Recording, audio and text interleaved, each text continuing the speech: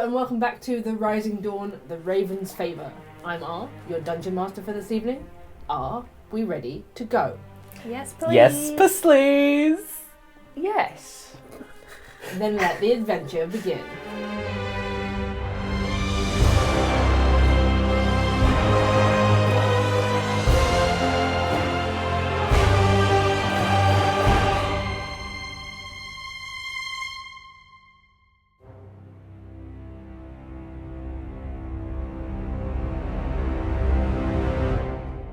We catch up with the Dawnbringers after reaching the town of Sable, only to find themselves shut out. Exploring around the outside of the town led them to a strange adventurers' camp set up as a trap, and the party were misled into a cave that quickly revealed itself to be a deadly maze of traps and environmental hazards. Sure was, huh? Full of the remains of hundreds of slaughtered people and a wicker effigy of the demon lord Orcus. Working together, the party carefully navigated the caverns and escaped, although not before a cave-in left Vanden with a fractured arm, and Cassian and Sariel overheard unnerving scratching noises from something else inside the caves trying to find them. Finally reaching an open gate of Sable, the party was permitted inside just as the sun was setting, passing through the town's wards without trouble. The clerics at the entrance informed them they were now to follow Sable's laws, especially to wear black, to keep to themselves, and to show no disrespect to the Radiant Ones. Sable's religion dedicated to both Pelor and Seanine. The Dawnbringers explored, finding little welcome in this strange and secluded place, although they were able to learn that the bishop they sought out was supposedly taken by the Bloodless, creatures of the night that had plagued Sable for many years. Not vampires. Who said that? Bless you. Finding shelter in a barn for the night, the party's rest was soon interrupted by the sound of screams and the smell of smoke, as a blazing inferno spread between the houses of the town. 3 bloodless creatures at the heart of the town were mysteriously breaking through the town's wards and attempting the abduction of 2 young women. Launching into action, the party fought back and overcame the creatures, and were invited then by Father Percival Howe to the Radiant Abbey to rest and attend a religious service in the morning. We join them again now, waking from a night's rest in comfortable, simple guest beds within the walls of the grand and castle-like house of worship. Dawnbringers, you wake in the morning to the sound of church bells chiming somewhere not too far from where you are. They're not so loud as to hurt your ears, but they chime for a good 5 minutes, and by the time silence falls again, you're thoroughly woken up from sleep. Cassian, can you make me a wisdom saving throw? Hello? What? Good morning! 20? Okay. Good to know. What? Perish! The bells toll for Cassian. Absolutely perish. Let's see if I get my inspiration from my nice roll. I don't. You rouse from sleep. Glancing out of the windows, the world is still illuminated in the cold, pale light of morning. Under your door is a folded note. I'll get up and go and retrieve it, see what it is. You can pick it up and unfold it, and it says, "The sermon begins at the second bell. Please enjoy your morning until then. I recommend a stroll in the gardens. Breakfast is outside of your door. If your friend wishes for healing, please have him wait in this room. A cleric will attend. Father Howe." Okay, they've left breakfast for us, and there's some time before the sermon, whenever that might be. I do like room service. I'll open the door and see what they've left us. Outside the door, you find a tray of small wooden boxes wrapped in cheesecloth, with a pot of herbal tea that is still hot. Each box contains a warm and fragrant breakfast of potatoes, vegetables, cheese and grain, with no fish or meat in sight. Smells delicious. Okay. I'll hand them out. Sits and has breakfast in bed. Vanden is sitting up, covers sort of pulled up to his nose, still looking very grumpy. How are you feeling this morning? I still have a headache, How's your arm? aching after sleeping. I think I will wait for a medical service. Is there like a water bowl in here? They told you last night there's a bathroom at the end of the corridor. Okay. Astra's gonna get up, go down to the bathroom, and like soak a cloth in the cold water, Mhm. wring it out a little bit, and then just come back and put it on Vanden's head. This will help. He sort of squints as you put it down, and then he's like, "Oh, thank you. This is so frustrating. I've never been plagued with a headache this annoying in my life." This comes from a workaholic. Why don't you try and sleep a bit more? I probably will. I'm looking forward to seeing what this sermon's about, though. Don't know if I'd say looking forward to it, but Curious. Why not? Why not? these people are strange. There's something I can't quite put my finger on about it. I mean, it's a religious service, at least half dedicated to your god. It should be interesting. I'll reserve full judgment for the time being then. I haven't sat through a full service for, I guess it's like nearly a year now, I guess. What is it they do with them? A religious leader, in this case I expect the man we met last night, will stand up in front of a crowd of his people and essentially give a speech with moral lessons to be learned and things to consider. Oh, okay. That sounds pretty nice. Right, I'll stay here. If you're going somewhere, enjoy your morning. Okay. He sort of pulls the little box of breakfast onto the bed and lays down again with the covers up. I'll leave Bramble with you if you need anything sent in to us. Thank you. Come on, Bramble. Lifts the covers again. No! Bramble will scurry in and just like curl up next to Oh. Vanden's tummy. Scaly. Okay, what do you do? I go get some air. That sounds good. You said you know the gardens? Mm-hmm. That'd be nice.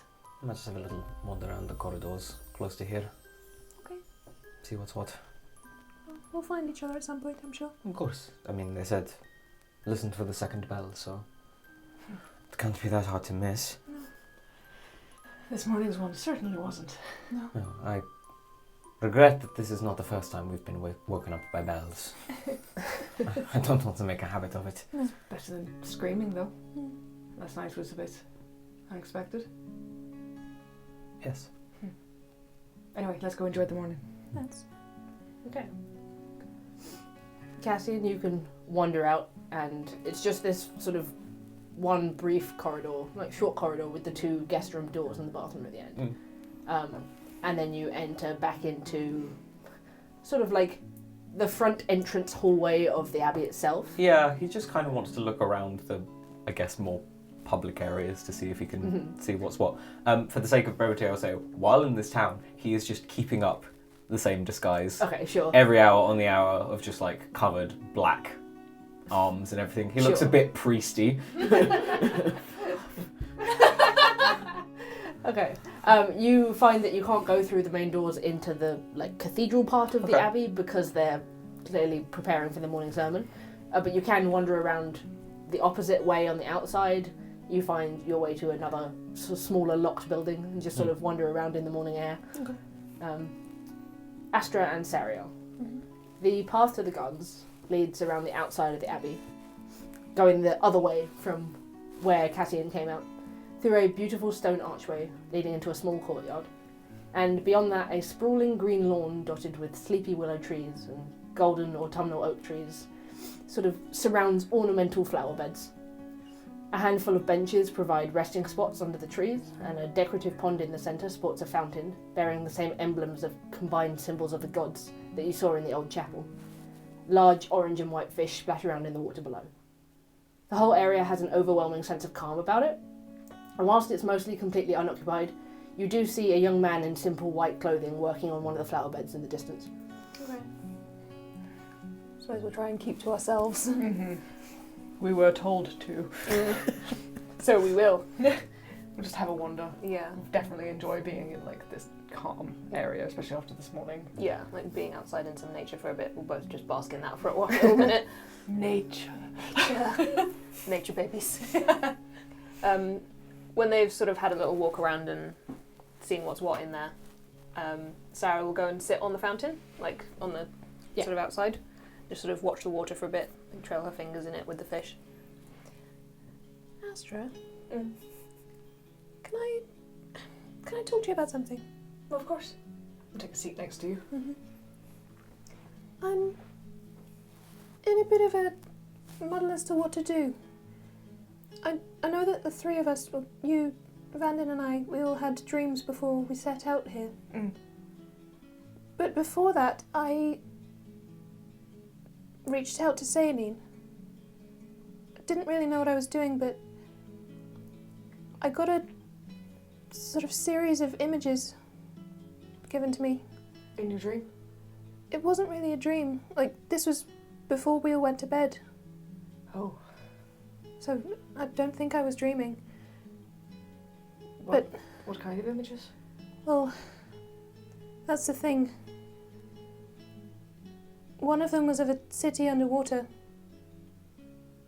And I saw the same thing when we got to the old portion of Sable. Like the same image. So you had a vision of this place? I suppose so. Maybe. I don't really understand it myself. I mean, you have been trying to work on that, haven't you? Hmm. So that's good. It is. But I didn't just see that. I saw some other things. Okay. I saw a town where there was just endless nighttime. Huh. I saw wings soaked in blood. And this is the bit I'm having the most trouble with. I saw Vanden coming straight for me. His eyes were all black. He didn't look like himself.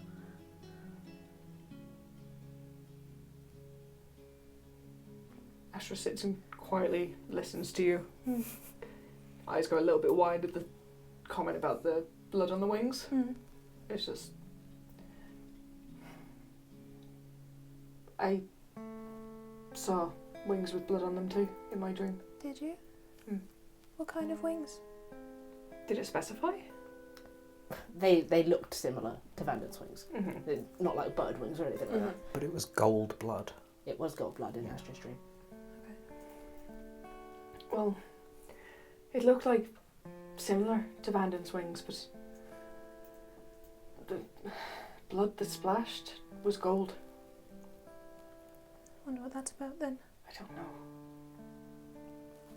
But if you dream the same thing, then I'm feeling like more and more like that's something we're going to see occur. But now I don't know what to do because I reasoned not to tell Cassian because he would immediately go and tell Vanden about it. You don't want to tell Vanden? I don't Not know. yet. I don't know, that's the thing. Like, if I tell him, will I somehow bring it into existence? Or by not telling him, is it going to make it happen? I don't know. I suppose fate's funny like that, isn't it? I can see how this kind of gift is troubling to people. Well, thank you for trusting me. Of course. But I don't know what to offer as a solution.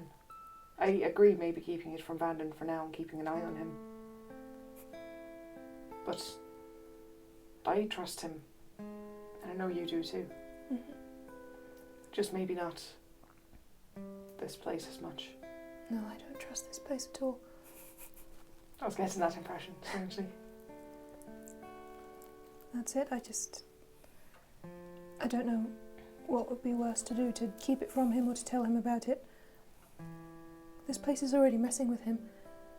The headache.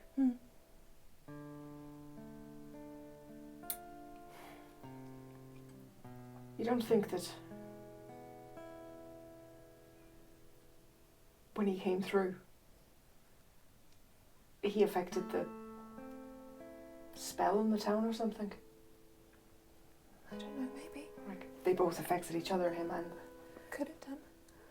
I mean, maybe that's something we can ask them today, like what it is they've got protecting the town.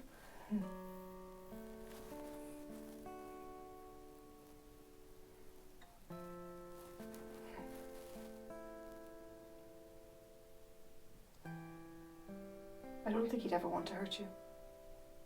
I know he wouldn't, but doesn't mean there's not other factors at play here.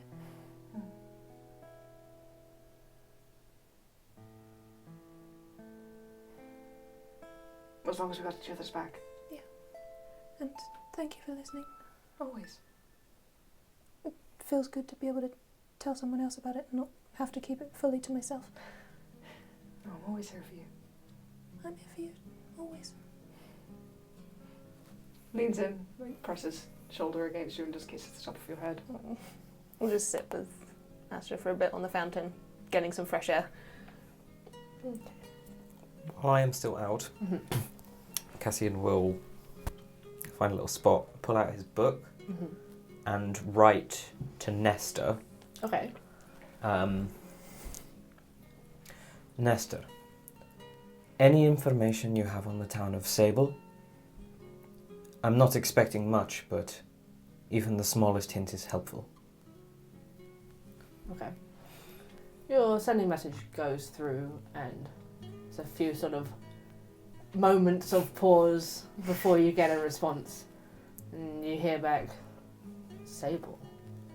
Haven't heard of it. We'll look into it. Message me again soon. Thank you. Feels rude to not say anything back when you can, you know. Leaving him on red. Yeah. Nestor! Nestor? Nestor, clever Ryoka! It's not too soon, but by the time you've finished talking and just sort of relaxing in the garden for a little while, you hear the church bell toll again. And you can get up and pass back through the garden gate towards the main doors of the abbey to see what must be nearly, if not all, of the town's residents out on the bridge. Cassian, you can sort of make your way back across the front to the doors. Pass by the room to see that Vanden's up and such. You'll see him waiting outside already. Cool. As the church bell tolls in this early morning hour, families gather together here. There's a solemn, dutiful expression on almost every face as the citizens of Sable wait outside their church. Very few words are exchanged, and even then they only seem to be passing words of greeting traded between the heads of different households. Otherwise, eyes are averted downwards, hands clasped together beneath long sleeves, and lips are sealed. Even the children you see are as solemn as the adults. But there are children. There are children. Okay. Then the crowd begins to part, as though by practiced routine. They form a path between them, and a number of them are quietly murmuring amongst themselves now. There's an odd and slightly uncomfortable anticipation and expectation in the air, as though they're all patiently but keenly waiting for something special. It doesn't take long before the source of this waiting arrives. 24 feminine figures in long white robes with delicate veils gather together from down the road, begin walking solemnly through this gathered crowd. You see on top of their heads these golden sort of sunburst crowns, and on the ones at the front of this procession, the sigil of the sun and the moon emblazoned onto their foreheads, the others behind them unmarked. The people of Sable bow their heads in reverence as 2 rows of acolytes drift silently between them, their bright clean white robes embellished with gold, a stark contrast to the dark plain clothing of the townsfolk. A few children now stare up at the figures in awe, but are quickly clipped around the ears or have their faces forced downwards by their parents. The veneration occurs in silence, as though the very presence of so many of these robed figures is cleansing for the townsfolk. And as they move off the bridge and into the abbey, the moment is over as quickly as it started. The 4 of you sort of find yourselves again outside the church doors as the people of the town all dressed in black start to queue up outside the entrance. Do we join the back of the line, or...? Probably. I don't want to skip the queue and anger these people. No. I feel like there's space anywhere whenever we get in there anyway, so there's no point in pushing. I guess we will walk past everyone towards the back. As you do, everyone sort of eyes you. Some more with curiosity today than suspicion, as they were yesterday. And you imagine, of anyone who didn't see exactly what you did last night, they've probably heard by now. Morning. Vanden's moving his arm easier now. Good. And he tells you it wasn't exactly cheap, but he's had it properly healed. Good. The clerics here are very talented. Good to know. Your headache. The headache is still there. You would think that would go away with that sort of magic, but You'd think. Just keep applying the ointment for now. either side of the entrance of the church, you can see even from the back of the queue, one of the feminine figures in white stands, welcoming each citizen of Sable to the Abbey. The queue moves quickly forwards, but each person stops and bows their head, allowing one of the women to anoint their foreheads with oil before they continue inside. And it's not long until the four of you reach the front of the queue. Good morning. Hello. Please allow me to bestow on you the Morning Lord's blessing. Okay. You've got the sorcerer out here having to do this to everybody. Oh no. Of course we enjoy this work. And she will anoint your forehead with oil. Ooh. May the morning bring nothing but holiness. And to you. Bows his head. He will anoint you. May the morning bring nothing but holiness. Vanden, of course, allows this. Sariel? Sariel looks very stiff, but reluctantly bows her head. Anoints your forehead. Stops for a moment and looks at your tattoo, and then bows her head. May the morning bring nothing but holiness. And you are permitted inside. Despite the grave attitudes of the congregation, inside these hallowed halls, the sense of reverence is overwhelming. Colours radiate from reticulated stained glass windows as the light shines through them, casting colourful patterns all across the cold stone floor. At the front stand two tower-like structures, one emblazoned with the sun and the other with the moon. To one end of the room sits a huge clock, with several faces of gold, black and blue covered in celestial symbols. One needle is tipped with a blazing sun, and another with a moon, and the third with what looks like it might be a planet. And they grow close to each other as the clock faces move in a seemingly incomprehensible way to you. The length of the hall spans on past rows of simple wooden pews, finally leading to a lectern, a stone altar, and a huge stained glass mural at the far end, again swirling in a brilliant pattern of the sun and moon, an astrological masterpiece of vibrant colour and worship of the heavens. However, as you enter the church and take your seats in the long rows of pews, your most colourful cohort seems to attract some attention. With your bright skin and hair, Astra, you stand out like a sore thumb in a sea of black. Children stare open-mouthed at you, while the sharp eyes of wives dart your way, curious and distrusting as well of Sariel and all of you, only to turn back to their husbands and whisper rapidly. The men of the congregation pull their families closer, away from your garish group, sending warning glares in your direction. Just smile at everyone. You see that the back pews have filled up first, Okay. and people have left more seats towards the front. Okay. The big mood. Guess we go towards the front. Okay. Make little sparkles for kids if they're looking over, like little magical sparkles. As you do, the kids sort of look in awe, and then they get their eyes covered and pulled away from you, and you see their mothers laying down and be like, "Don't look." Well. You pass onwards to the front. Do you take the first available queue, or do you go right to the front? First available. Okay. You find yourselves 3 rows back from the very front of the congregation. Still too close for someone's comfort. 3 rows back's fine, we can blend in. Can Blend we? in. If Mr. anyone's- Horns? Is anyone going to sit in front of us, or is this now the front? Whilst you wait, an organ plays a stately processional tune which echoes through the church hall, almost too loud for you to think. Several more women in white robes proceed to the front of the room, taking their places flanking the altar. Although these ones, who are coming through a side door at the front, wear veils over their faces like brides. I hate this shit. You also see one figure in grey. She's looking quite a lot older than most of the girls. She has a stern, wrinkled face and wiry hair that is greying in all kinds of places. She stares over the gathered congregation with a cold look like a bird of prey. One glance from her is enough to silence a couple of acolytes from their whispered conversation. Eventually, this woman's eyes settle on your group and stay there. Wave. You figure this must be, perhaps, well, anyone who knows a little more about religion, the Mother Superior or Abbess in charge of the women here. Wash your damn outfit, it's gone grey.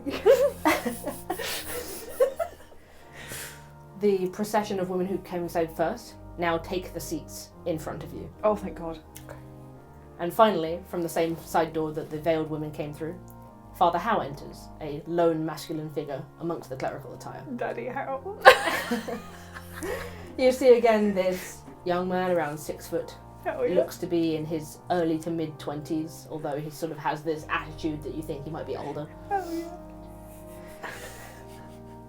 He steps up to the lectern as the organ slowly comes to a close.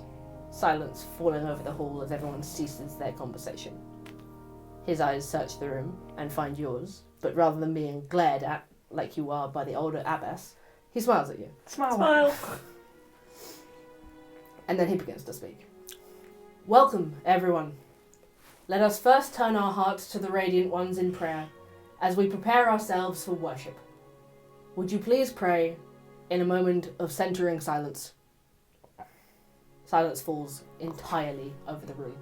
Everyone closes their eyes and dips their heads, save for a few young children who sort of stare about the space in confusion until their parents once again push their heads down. After a long moment of pause, Father Howe speaks again. Thank you. Please rise for the call to worship. The congregation stands silently. Do you? Yes. Yes. You stand too. The lone figures in the crowd to sort of stand up a moment later than everybody else. We gather together to worship the Radiant Ones, the shepherds of our souls. The Lord of Morning and the Maiden of the Night are the ones who call us to follow, as they carry us through hardship, protect us against evil, and guide us to divinity. These are our gods. The whole congregation speaks back to Howe as one, the monotone of their voices echoing through the abbey. Let us worship them together. The Radiant Ones protect us and sustain us by the Morning Lord's light that grows our crops and shines warmth on our face, and the Maiden's power, who gives her magic to our daughters to defend our humble town from desolation and ruin. May they carry us forward into strength and aid us in our elevation, especially in the coming trials of the darkest night. Again, the congregation speaks back, a low drone of dozens and dozens of voices. Let us worship them together. The father steps aside from the lectern now, and one of the young women in the white robes steps up. You note that she too has a sun and moon sigil scarred onto her forehead. She begins to sing, a hymn in a high, shrill tone that carries through the abbey, the shape of the room amplifying her voice as though she were a whole choir. The congregation joins in the song after the first verse, singing along in various harmonies, good and bad. As the song carries, can you please make me a wisdom saving throw? Oh, God. What? Hello? Is this a charm effect? Yeah. We have advantage. 22. So do you. Okay. Do I? Yeah, Why? because of your cloak. 24. You doing too? 21. Okay. Still got 22. Well, the three of you simply listen to this. You feel nothing. There's no sensation. Vanden looks very taken with this song. You note, as you look around during the hymn, that the abbess's eyes still linger on you, despite the fact that she joins in the song herself. Slowly it draws to a close, and Father Howe steps up to the lectern once more. The congregation sits. You sit just a second after. Hate being your time. Many of you have noticed we have unfamiliar faces amongst the congregation today. Oh, good. God. Oh, good. I would like to extend kindness and openness to our visitors, who have travelled far and aided us greatly already. Kindness to those who are unlike us is, of course, an important principle of divinity, for the Radiant Ones look down on all people with kindness, and punish only those who deserve it. Well, bleak. But this is a good time to remind you that our most holy ones are also keeping watch for the evildoers, and that we must do the same, as are the teachings of the great Enoch, our everlasting leader. The wicked and the merciless must not be allowed to slip past our perimeters. Just last night, the unholy queen... He pauses and allows everyone a moment to mimic the act of spitting at the name. Oh! You see that no one actually spits, but they all just... Okay. Oh, That's God. quite a harmony. It echoes through An the whole... entire room of... He and the dog, but bigger. Attempted once again to steal away some of our precious daughters. I am pleased to say that in this instance, evil did not prevail. I am overjoyed to say that Miss Purity Barebone and Blythe Proctor have been proven cleansed, and that these young women are pledging themselves to the Children of Radiance henceforth, starting their journeys as daughters of the Church. The Prophet has spoken it. Furthermore, Miss Proctor will be accepting a new name, as is the will of the Maiden of the Night, spoken from the mouth of the Prophet. Please welcome purity and obedience into the convent. There is a general consensus of approval amongst the assembly of worshippers, even a few claps.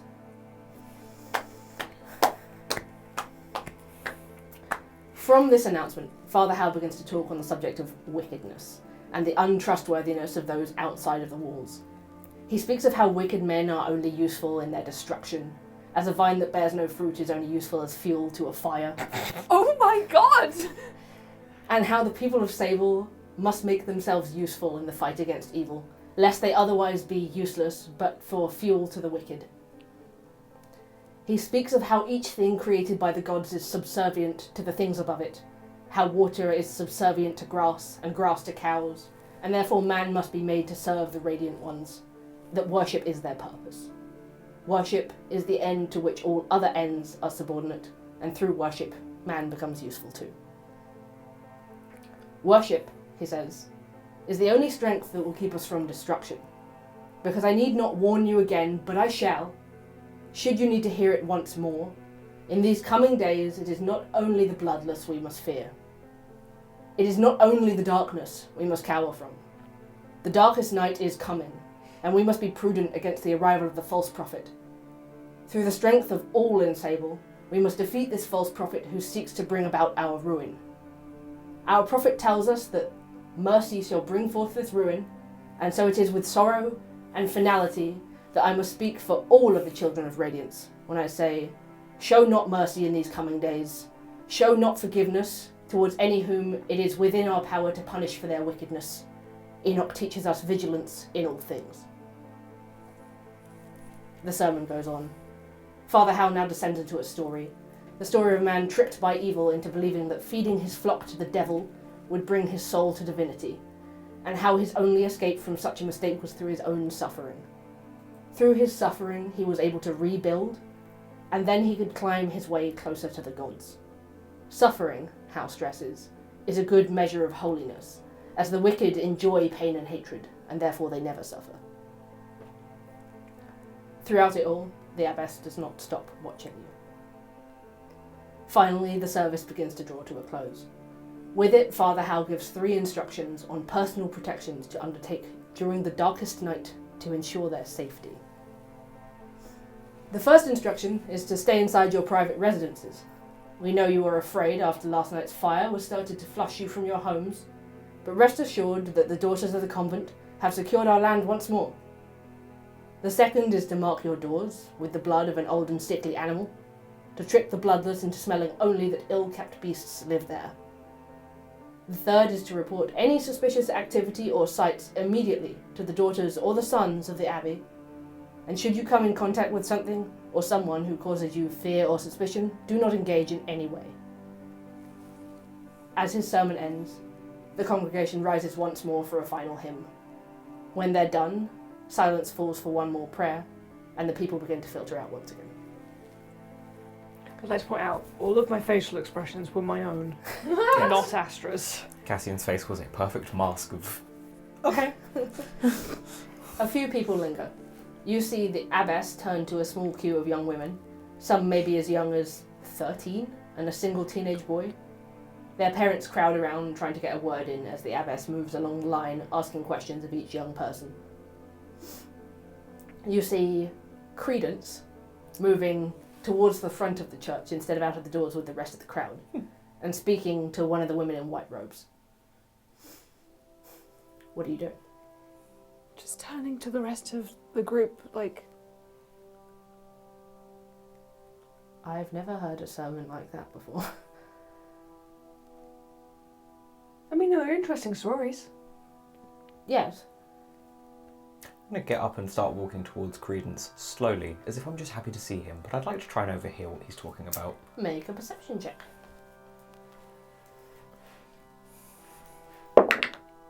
16? 16, okay. As you approach, you do catch a little bit of it.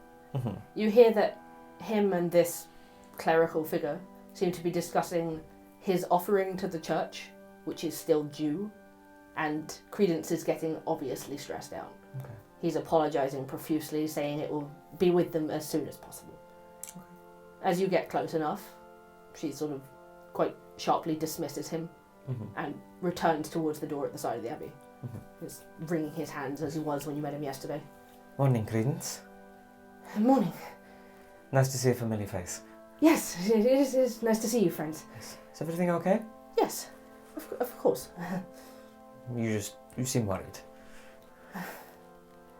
He sort of looks around and you get the impression he doesn't want to say anything here. Okay. He's like, perhaps you would like to come back down to the botanists in a little while. Sure. There's other things I'd be interested in town. Good. I'll let my friends know.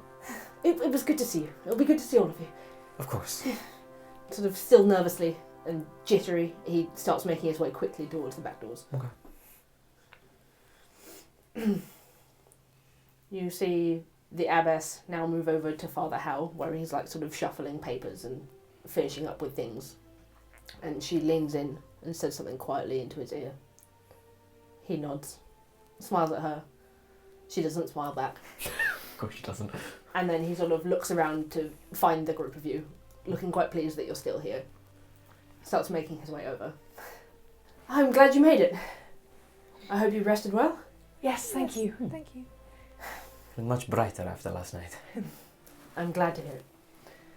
I just wanted to extend our thanks once again for all of your help last night.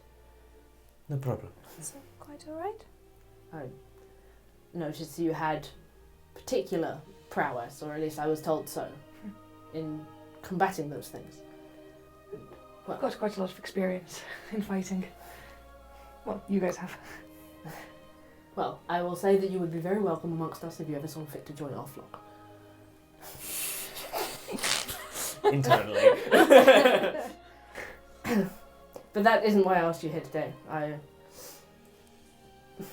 The Abbey is interested in learning your various religious standpoints, as we rarely have a chance to interact with anyone from outside of Sable. And just to be clear, there's no offence if any of us worship other gods or... No, I will take none. Of course. You said in your speech about how you fixed the ward on the walls. Yes, everything does seem to be perfectly secure now. Good. How is that? What is it you've got here? Well, these grounds within the Sable walls were consecrated long ago by the founder of the Abbey. They ward against creatures outside it, specifically the bloodless. If you don't mind my asking, what was it that stopped that working last night, and why was it that they were able to get in? Sort of looks around, making sure that there's no one in particular standing too close. The abbess just like... Just saying, Looking. She's that reaction image of the guy floating down the corridor. Yes. If I'm honest, we're not entirely sure. Ooh. We haven't found anything yet, but everything still seems to be in perfect working order. Was Sorry, go ahead. Was it a matter of the wards simply fading, or were they still up but just not quite as potent? They're still as potent as they ever were. This So- is what's confusing to us. We think that perhaps they had some sort of outside aid to get through them.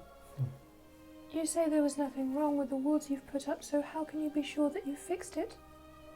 Well, no reason to spread fear. We're simply upping our patrols and protecting our people. There's no reason to make them panic. No, I mean only to protect your town, obviously. Well, we simply don't know that it won't happen again, but this time we will be more vigilant and prepared, especially as we approach the darkest night. Is that the blood moon?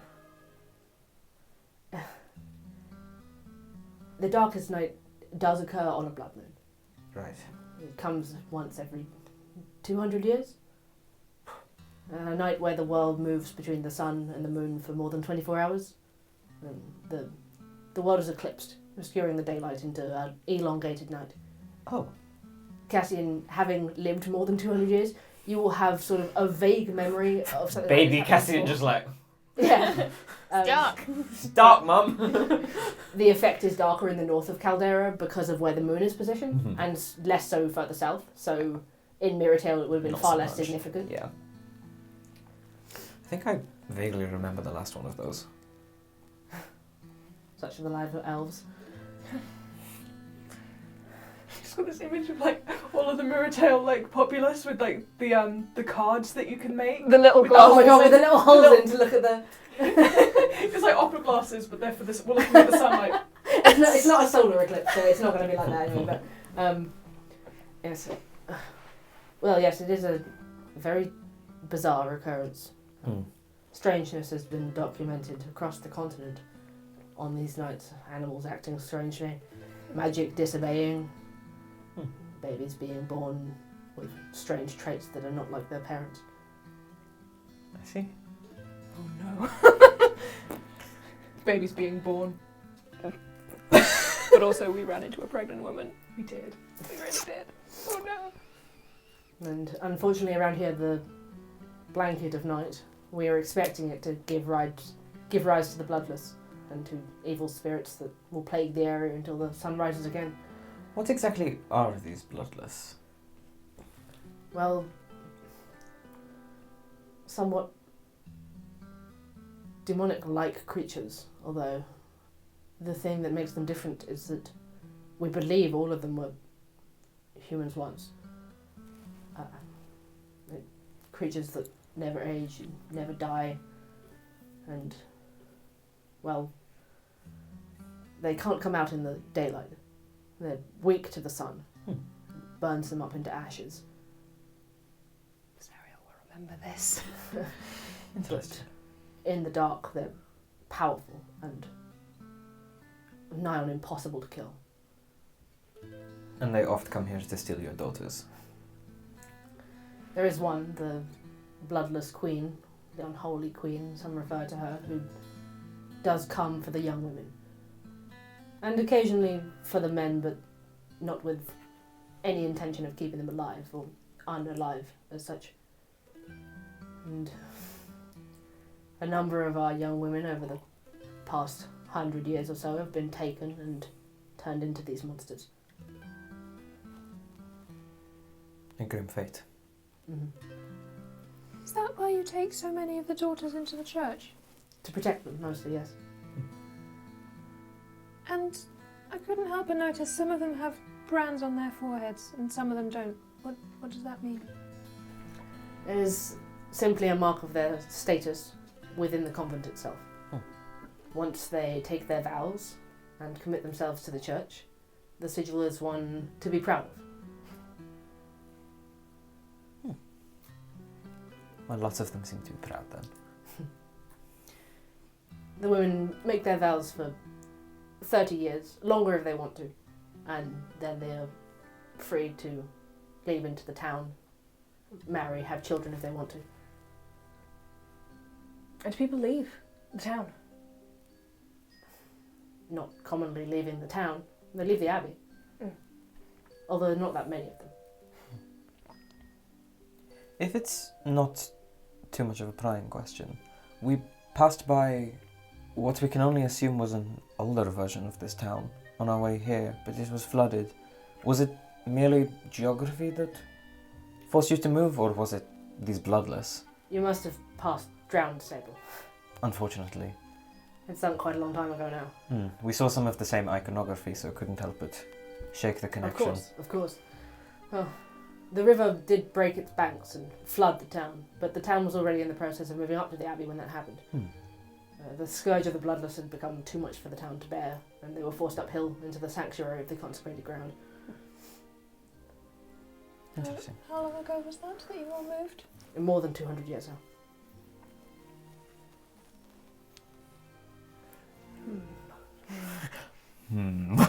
Vanden, who's been quiet to this point, just like rubbing at his head, standing behind you all, and consider this pretty odd for him, considering you're in a house of worship. Sort of suddenly shakes his head, and when he speaks, his voice is a little bit irritable. And he asks, "Sorry, this might be a strange question, but do you know anything about somebody called Bishop? We've just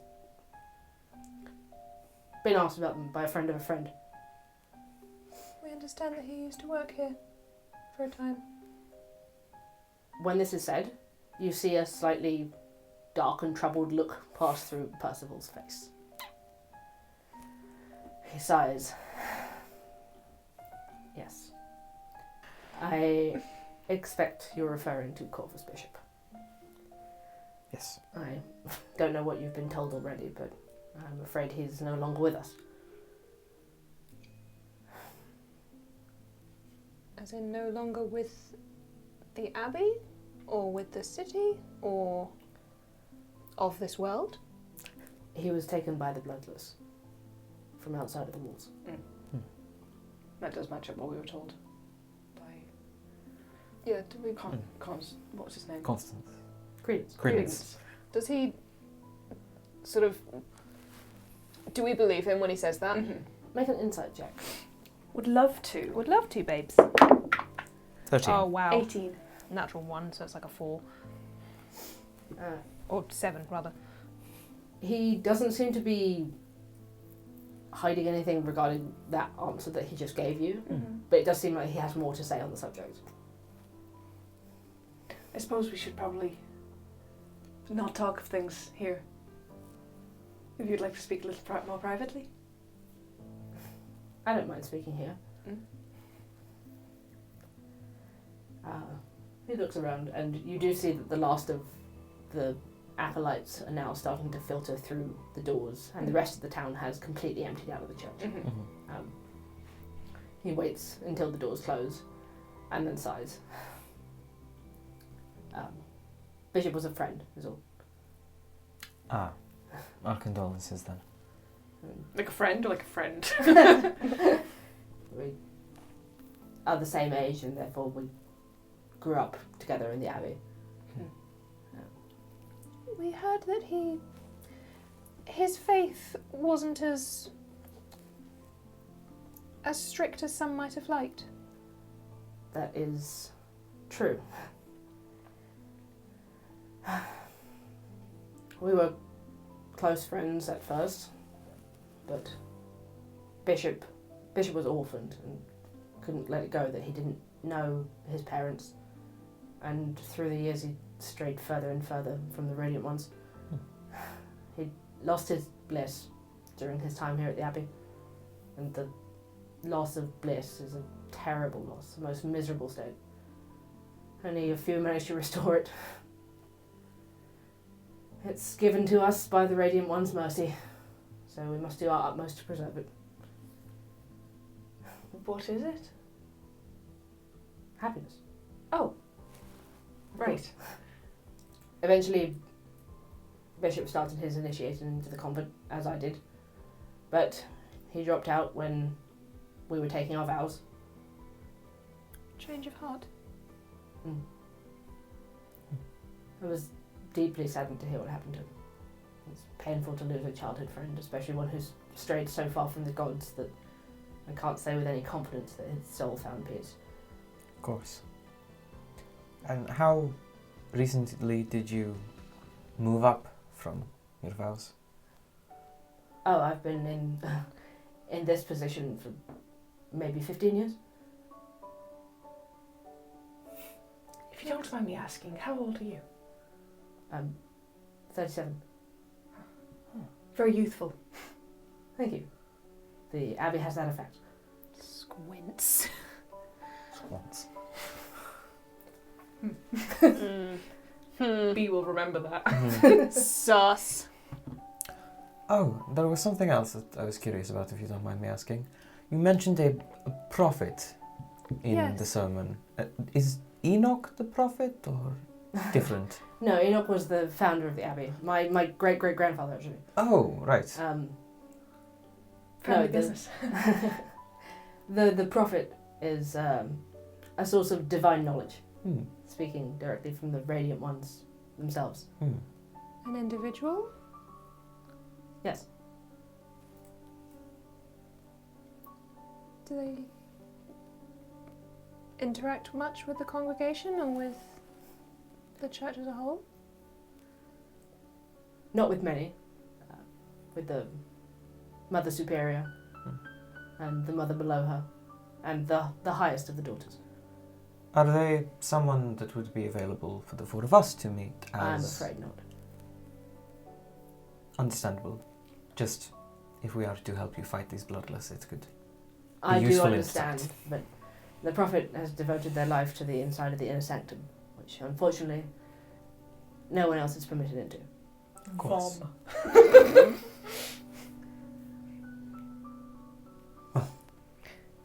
Unless there's anything else, we have a friend in town who would like to speak to us. Of course, don't let me keep you.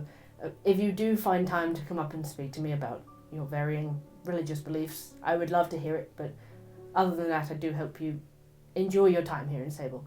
Perfect. One last thing. What's the big clock about? A countdown to the darkest night. Oh. Okay, thank you. Tell me about your big clock, man. Here's our doomsday clock. You mean you don't have one of those? You don't just have one of those knocking around? Cash. Okay. With that, he sort of excuses himself and says that he will be here in the Abbey should you need anything. Oh, cool. Cassian will as well check with him that, like, does their invitation to stay open, or are they expected to leave come nightfall? Of course. We wouldn't want to turn you out. Appreciated. Especially not in such dangerous times. Of course not. With that, he disappears off through the side doors. We leave. You feeling okay? Steps outside and he's like, What's wrong? nothing, just getting tetchy. I'm sure it's nothing to worry about.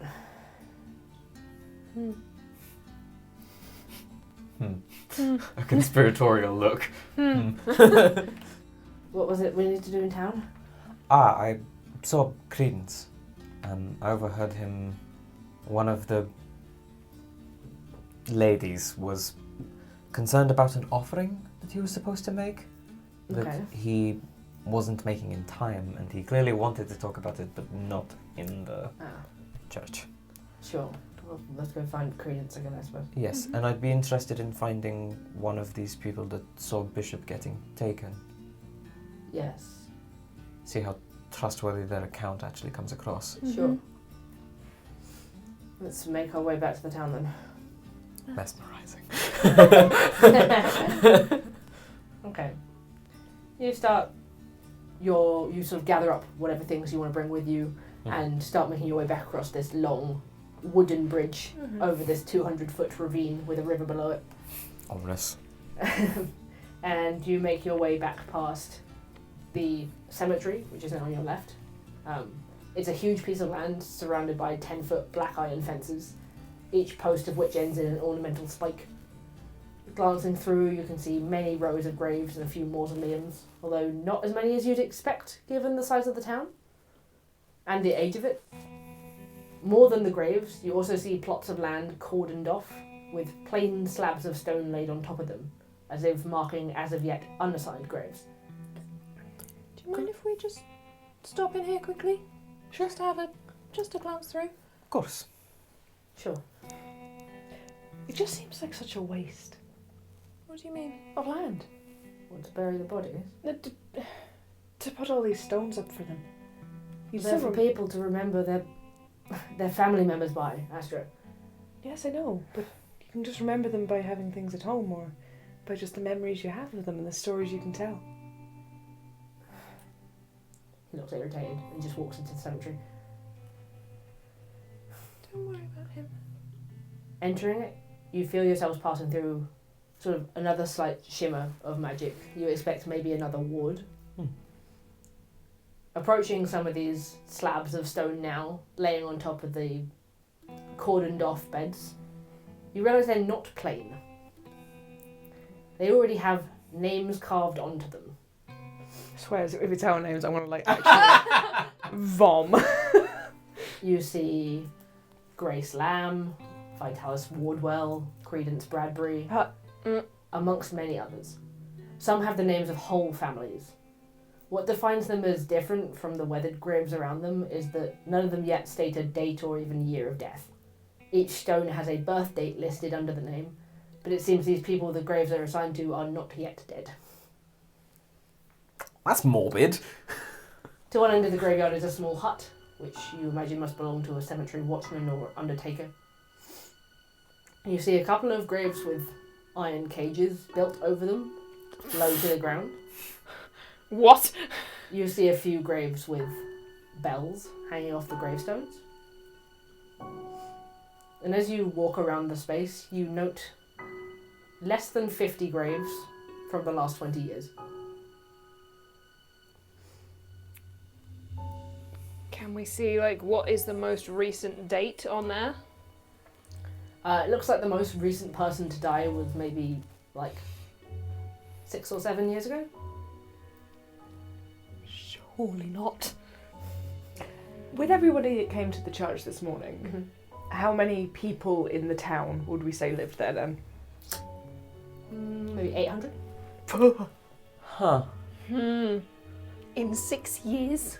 No one? And a guy in his, late 30s who looks early 20s? You do see also in here 2 strongly, standout graves. One of them is a huge mausoleum. It's large, it's weathered, and it has Enoch Howe engraved above the doors. The date of birth given is in the 1400s, and the date of death is 1586. Engraved below the name and date is a single statement. Here I shall rest until I rise. No! No! Fuck off! The other thing you see is a huge bronze statue, an angelic figure with wings spread either side of it. It's turned green with age. The statue is serene and beautiful and may even have been considered peaceful if it were not for one very unsettling thing. Great. The eyes of the angel are black, and long stripes of black mark the face like tears as it holds its torch upside down, extinguished. The dark circles make you feel as if you're staring into the soul of something evil as you look at the grave marker. The plaque reads, "Those who were martyrs so the children could live forever. In our hearts, 1544. Sarah takes a couple of steps back. Vanden has paid no attention to this. He's just sort of wandering around the graveyard, looking at the different stones. Put a hand on Sariel's shoulder. So the children can live forever. This isn't right. This place isn't right.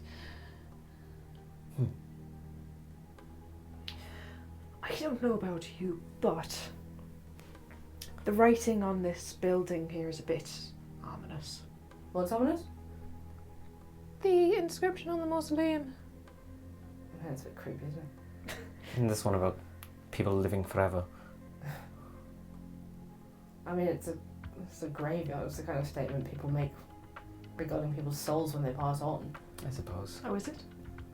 Yeah, they say they go to live forever in the afterlife. Can I take a closer look at the graves that have got the cages over them Sure. and see, like, if we can see any names on them or anything? Like, there's no names on them of particular note, nothing that jumps out to you.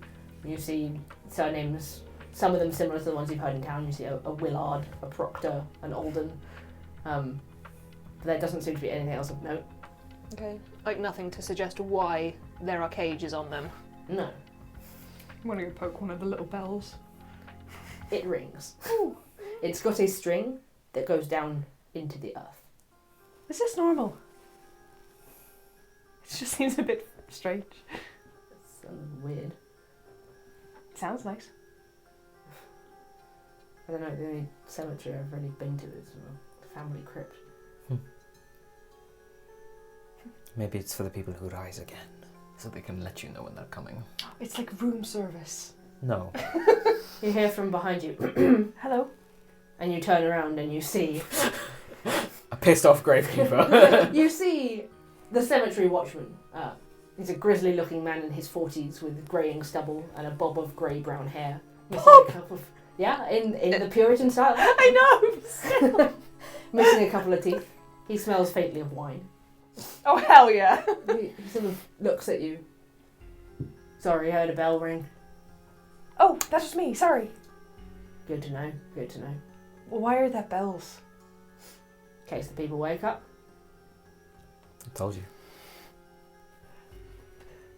When people die, that's usually it.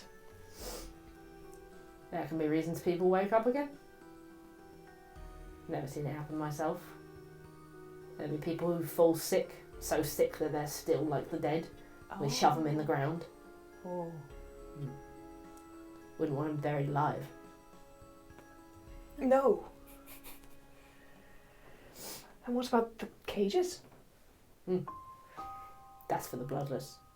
People who've been bitten by them, just in case.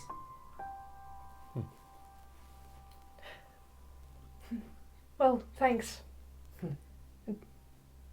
Can I ask about these plots of land with the names but no death date? Sure. Every plot of land in this graveyard has been pre-assigned to somebody in Sable. So they know exactly where their body's going to lie when they pass on. Comforting. It's good to know where you're going to lie for eternity. Of course. Strange custom, but... And what about this big old statue? To remember lives lost in the drowned town. Oh. The martyrs? Mm. What did they do? They burned. In the old church? Yeah. Why? All of them infected by the bloodless. Oh. Had to go. all of them? All of them. Okie dokie. He grins with this like missing toothed smile. Anything else you needed in the graveyard? Don't normally get strangers poking around here. No, we just came to pay our respects. Mm. We've been fighting the bloodless, and any information we get on was them. you. That I was heard us. about that. Yes. Any information that we can pick up on that, we just want to make sure that the town is safe. Mm-hmm. Do you know they can't cross running water? We do now, thank you. Anything else helpful along those lines? They have no beating heart. You can't see their reflections. The mirrors in the forest. Is there something special about sharpened wood that kills them? We saw one struck through outside. Oh, it doesn't kill them. What? No, that she looked quite dead. It's because they are dead already. It just stops them. Stops them. Take it out and they'll get back up again. Oh, I'm glad we Can't didn't kill take it out. these things. Has no one killed one of them at all? Well, they sleep in the ground at night. If you kill them where they're resting, they'll be gone forever. course. Who wants to go out at night looking for him? Maybe us. Oh. I hate it. Well, good luck with that. Thank you. And if you want a plot of land, No. We're it's fine. 100 pieces of gold each. We're just passing through, We're thank not you. from here, no. Probably wouldn't be appropriate. This is for the local people. It's a local plot for local people. Well, thank you. Gideon Finch. Thank you, Gideon Finch. A pleasure. It surely was. Where can you get wine from? Sable Wolf. But don't tell anyone I told you. We won't. Thank you. And the four of you sort of waddle out of the graveyard again after that strange experience, and you watch him heading back towards the hut at the far end of it. I don't know about you, but if you put an iron cage on the top of where a grave is, why don't they think that they might simply go around it when they dig up? Surely you can assume that the iron cage runs all the way down. Can you? Otherwise, there is no point. It must. True, but They just buried the cage. Yes. Like those Well, cages that we saw it's in the just- caves. it just seems so odd. Like, just put the cage, make the cage smaller around the. You start heading away from the cemetery. The next building you pass is the town hall. That is where Justice someone was? Justice Foster. Justice Foster! Oh, God. In we go to search for Justice Foster. Okay. The town hall is a large flat-fronted building with a low-hipped roof and a square chimney, with 5 arched windows on the top floor and a wide arched door with several steps up to it. It's far more imposing than any of the houses in the town, just for its sheer size. Iron lanterns outside throw a dim light over the overgrowth, even in the day, and the shadows of the vines and the bushes nearby creep over the path. The doors are not locked. You push inside to a reception area, about 20 foot across, with 2 doors in either corner. It has a simple reception desk against one wall, and a statue in the centre of a man in clerical robes, featuring a sun and moon emblem, which reads, "Our Fair Founder." Mr. Enoch. How closely does the statue resemble Percival? Not massively so. Okay. That's It's good like- to know. Yeah, It's like like- different face shape, Right. little beard. Like Um, familial resemblance, and that's about it. Yeah, like vaguely. I mean, Okay. it's a great-great-grandfather, so it's quite a long way down the bloodline. Okay. Is there someone about in this reception area? There is no one at the desk, but fixed to the desk itself is a simple metal relief with directions around the inside of the town hall. The 2 doors on the back wall seem to lead to a courtroom, whilst the corridor on the left, because the doors are like in corners at each end, the corridor on the left leads to an office, and the right leads to the archive and the cells. You see that this town hall probably covers the whole spectrum of anything that needs to be done in the town. Office first? I suppose so. Archive could be good for information as well. Do all of us want to go in at once?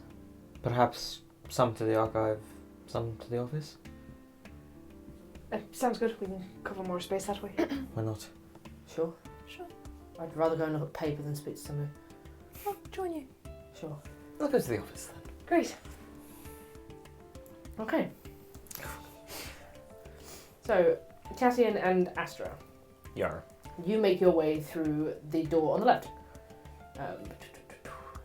This is a long, thin corridor, which is dark with no windows.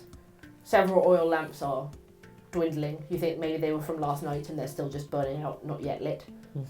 It seems to be somewhat used for storage, with like wrapped paintings and cabinets making the thin space quite claustrophobic. But down the far end, a single door sits ajar. Just sort of approach it, knock before entering. You knock on it, and even peering through the crack, you can see that there's nobody in there. We go inside. You push the door open slightly and you step in. This fine office has one whole wall painted in a mural of Sable itself, which rather grimly depicts a pyre with a young pale-faced man tied to a post in the centre of it, screaming to the heavens as he burns while a crowd of people dressed in black watches on. The trees in the background of the mural are filled with ravens, and the sun and the moon can be seen in the sky. Apart from that, it contains 2 desks, several wooden filing cabinets, and a wide full-length mirror fixed to the back wall. Well, that's not what I'd call work-appropriate office decor. That's horrifying. Is there any... There's no, like, writing at the bottom of the mural that says who this man is, or... But make an investigation check. To have a little snoop. Get in the tray. That's a 7. 8. Okay. Sick. You do spot that there are tiny, tiny fangs on the figure in the picture, who's burning. You find in this area a taxidermied fox. a Sat on a chair. a bird-shaped silver letter opener. And a velvet pouch with a set of playing cards inside it. You can't find anything else that isn't in a locked drawer or something like that. Okay. Well, this was a fat lot of use. I really don't like this painting. No, neither do I. Can we just get out of here? Sure. Before you do, at the same time. I am going to pocket the letter opener. Okay. It's nice. Little thief! Out of interest, what kind of bird on the letter opener? You haven't seen it. I know, but like... What kind of bird is it on the letter opener? It's not that clear. It's a bird with its wings spread. Okay. I'll take 10 minutes to identify the bird. Okay. At the same time. As we're going towards the archive door, Yeah. I'll sort of just lean in towards the doors that go into the courtroom, see if I can hear anything. Like, maybe that's indicative of where people actually are. Okay. You don't hear anything from the inside. Okay. That's fine. Just like wondering if we were just going to open the door and walk into a court session or something. All rise. Shan't. So are you trying the courtroom door, or are you going to take the door to the side? We'll take the door to the side first. That's where we said we would go. This corridor is also thin and dark, with no windows. Several completely unlit oil lamps are hung from the walls. The space is cold, and you get the impression it hasn't really been used for a while. At the end, there are 2 closed doors. It's like on the same wall, or... One, like, right at the very end, like, directly down, and one sort of on the side wall next to it, like, at a right angle. Presumably that goes into the courtroom, maybe? Maybe. Oh, Like- no, like I would the say, way it's having positioned. looked at the relief on the desk, Mm. that one on the side is the archive, the back is the cells. Right, I see. Try the archive then, I suppose. Sure. Are you alright? Just, like I said, feeling increasingly irritable. I think I'm just in pain. Don't worry about it. Right. You know, you can always trust me, you know. Yes? I'd never do anything to hurt you. I would never do anything to hurt you either. Where's this coming from? Just worried about you. You haven't been yourself. Well, between breaking my arm and having a constant headache and nearly being killed by one of those bloodless things, I'm not in a particularly great mood. Sorry. It's fine. Just ignore me. Walk down the corridor and open the door to the archive room. Maybe some books will help you feel better. Maybe. Haven't had any reading time for a while. You find a room full of pigeonhole shelves with dozens and dozens of scrolls and categorised pieces of parchment rolled up inside them. At the far wall, hinges give away the presence of a secret door. Ooh. But apart from that, what are you doing? Are the pigeonholes labelled with like either an alphabetical list or like topics that are within each of them or anything like yeah. Yeah, they are categorised. that? Okay. What's in them? You could find your way to, like, birth and death records, Mm-hmm. a census of people who live in the town, records of past judgments in the court, that kind of thing. Okay.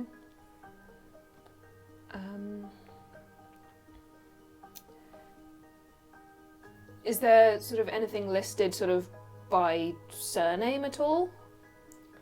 Or is it like, this is the category with all of the like judiciary options. This I is think like the it's births probably and like deaths. category of births and deaths, and then like years, sort of down the pigeonholes. So if you tell me what you're looking for, I can expect you can probably find it. Just looking for any record of Bishop and Okay. like Um, what his deal. Vanden will was. help you make an investigation check. Thanks, babe. What's my investigation these days? 19. 19. Okay. You flick through and sort of glance over the records of births and deaths.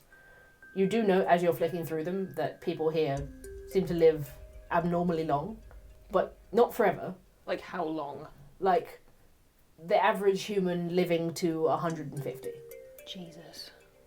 They tend to have children until they have a female child and then stop. Bleak. You find quite quickly in the B category Corvus Bishop, marked as having been born here in Sable 36 years ago, and simply marked as gone 5 years ago. Right. You do see a few other names, like through the years, marked as gone, and you presume must be other people taken by the Bloodlust. Okay. And as you saw in the graveyard, the town has seen less than 50 deaths in the past 20 years, although 73 people have been marked as gone. More people have been taken by the Bloodlust than have actually died in this town. I don't understand how that's possible. And they live an abnormally long time for humans. Well, you saw the father, he barely looked his age. I mean, he barely looked my age. Something going on here. Very strange. I don't really know what to make of it. What do I feel like there's a hell of a lot that we don't know. I think if we hadn't been sent here in the manner that we were, I'd probably say just leave it alone, but we're definitely here to find out more about this. It's like we were talking about before, the fact that Fulgrim came to us and told us to find him. The fact that he came to us now, surely he's around somewhere. Or someone else who can...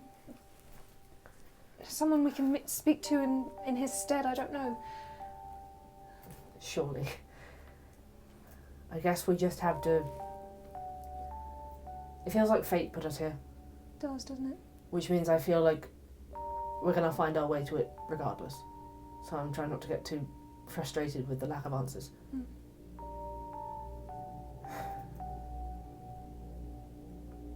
And it just reaches onto a shelf and pulls something else out, just like in a sort of like, let's just look at something else without really looking at what he's reading. He pulls out a record of past judgments in the court, and he sort of just opens it, looks at it. What? It's just a odd court system. That's all. How so? I don't really understand how that sort of thing works. He just reads out, Jonathan Stone, 1 hour at the pillory wearing a great D for drunkenness. Sorry for sinning, Sykes. Fine of 5 gold and 2 days public shaming wearing a sign reading Wanton Gospeler for interrupting the preacher. These punishments? It's cat shaming. You two roll a perception check. I am not looking. 21. 21. 9. Okay, you're just staring at this painting like, what the fuck is this? Cassian, you hear Vanden reeling off this information on the other side of the wall behind the mirror. Knocks on the mirror. What are you doing?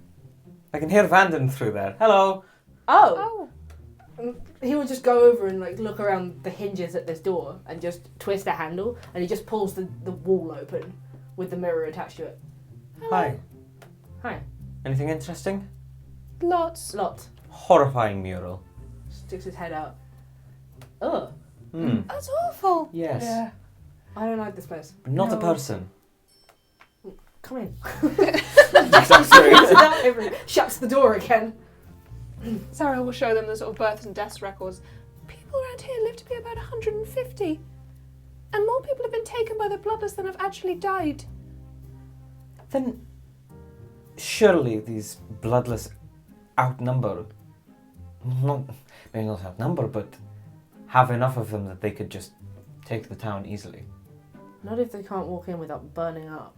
Apart from whatever last night was. They did seem genuinely shocked that happened.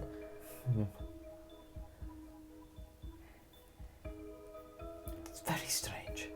Also, It is strange. you should see some of these punishments that they're subjected to for the most ridiculous of things.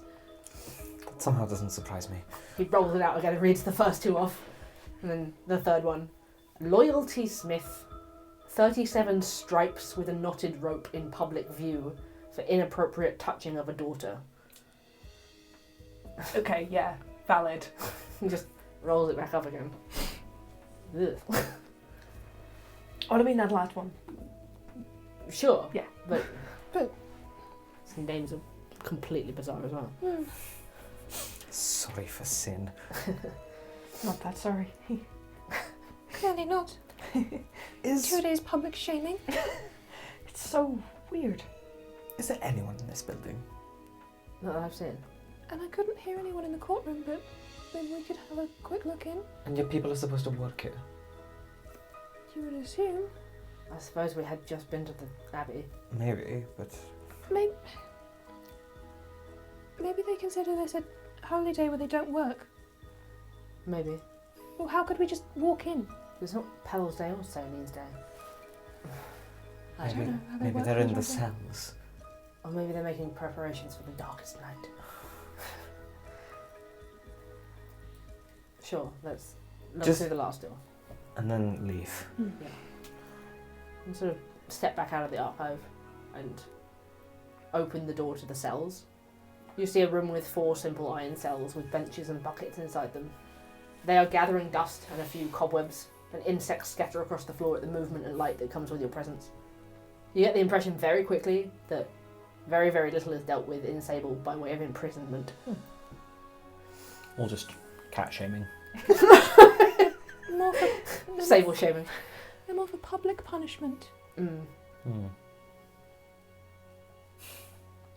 I mean, it happens. In Mirrortail, we sometimes dole out punishments like that, very rarely. It's true. People get marked. Mm.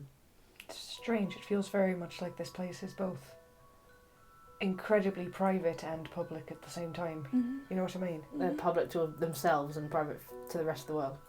Yes. Was there anything about justice, was it? Justice. Foster. That we were looking for. I mean, we could look. Maybe he's got an address on there, I don't know.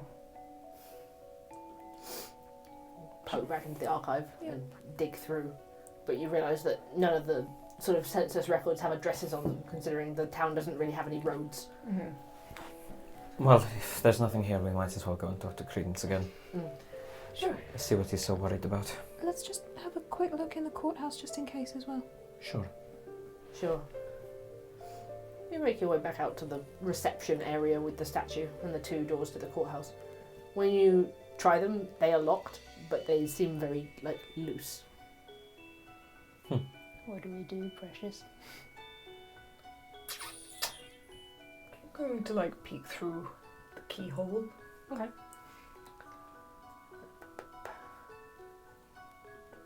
You peek through and you see a courtroom. A wide room with seats for spectators towards the back. Okay. A row of jury seats. Ornamental plinths with plant pots of dried autumnal leaves and berries decorating the aisle. You see tables for the plaintiff and the defendant. A clerk's desk. A judge's seat. But you see no people.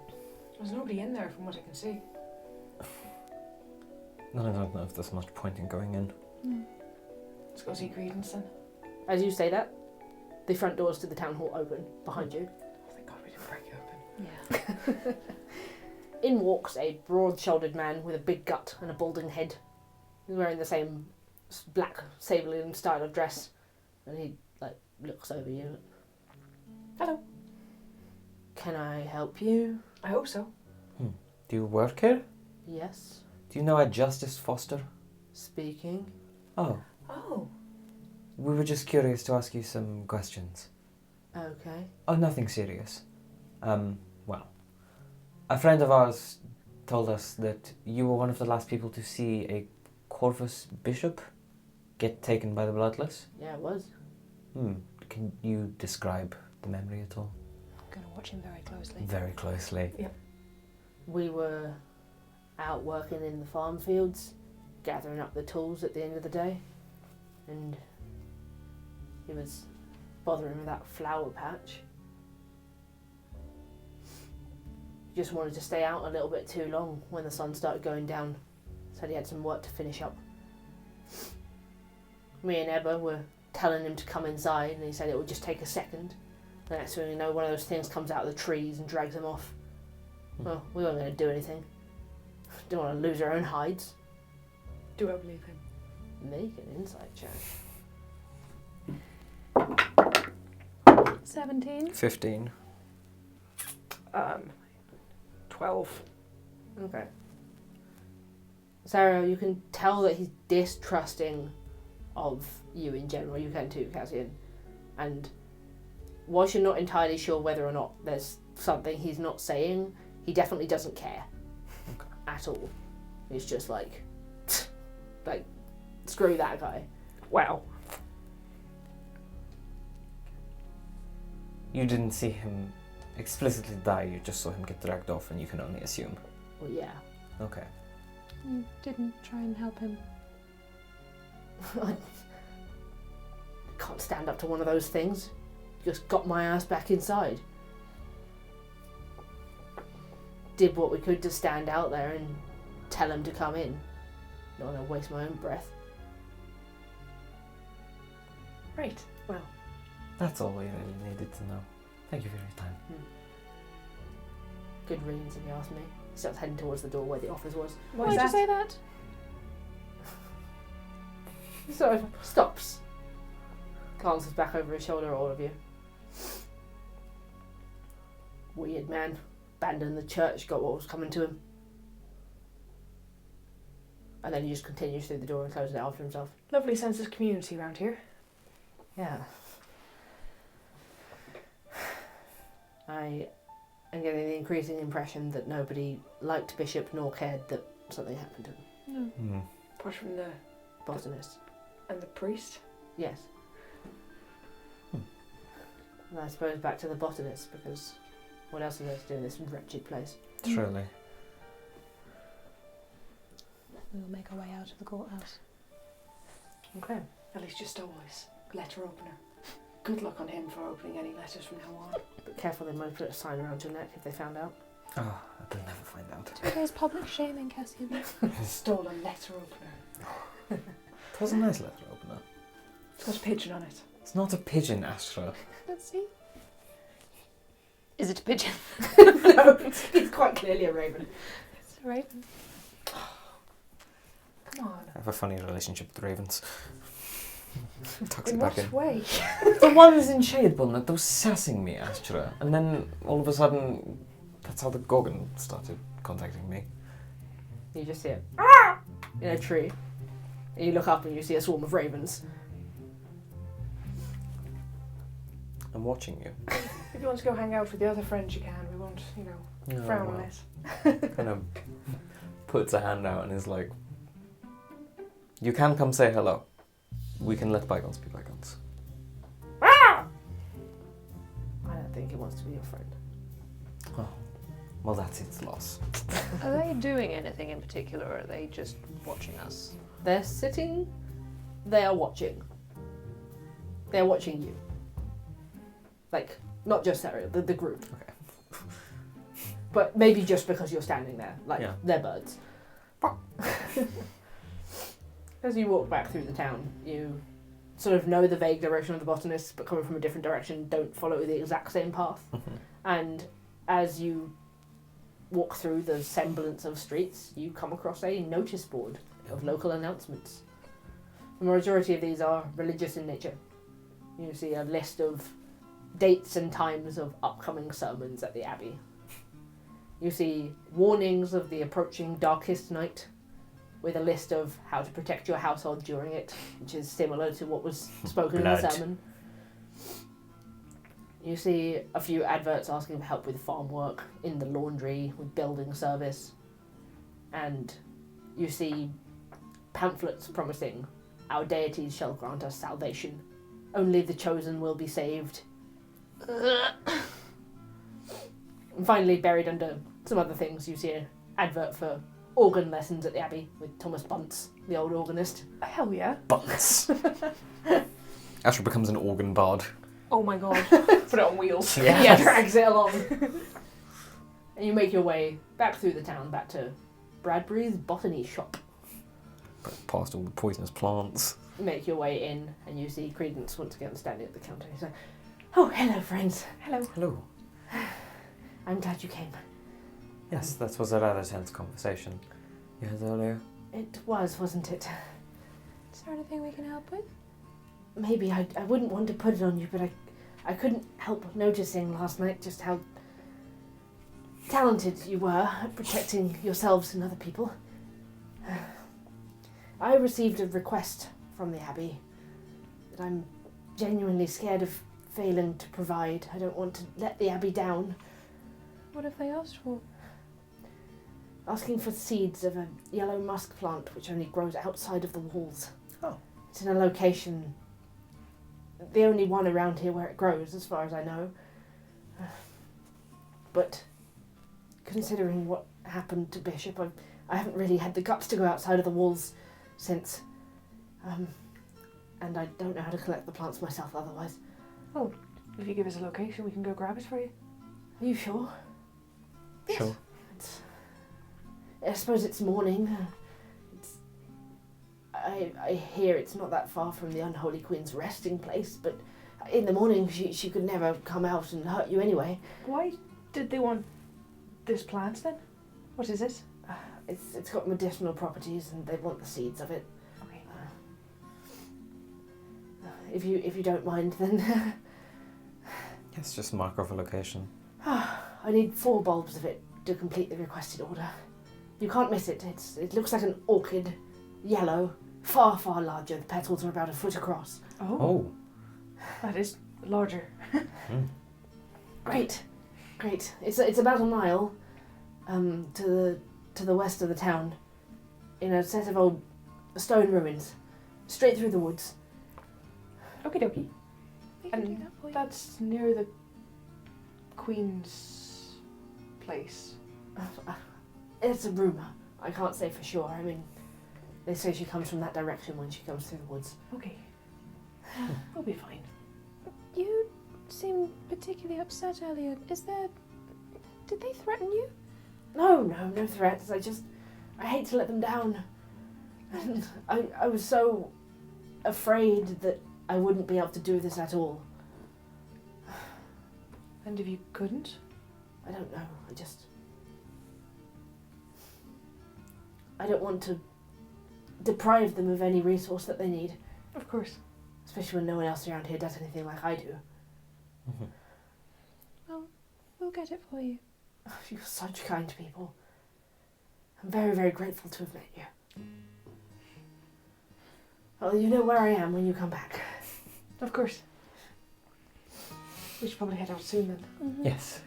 Be good to stretch our legs. Yes. Yes. Breathe some fresh air. Mm-hmm. Okay. You can say goodbye to Credence and start making your way back towards the gate that you came in through.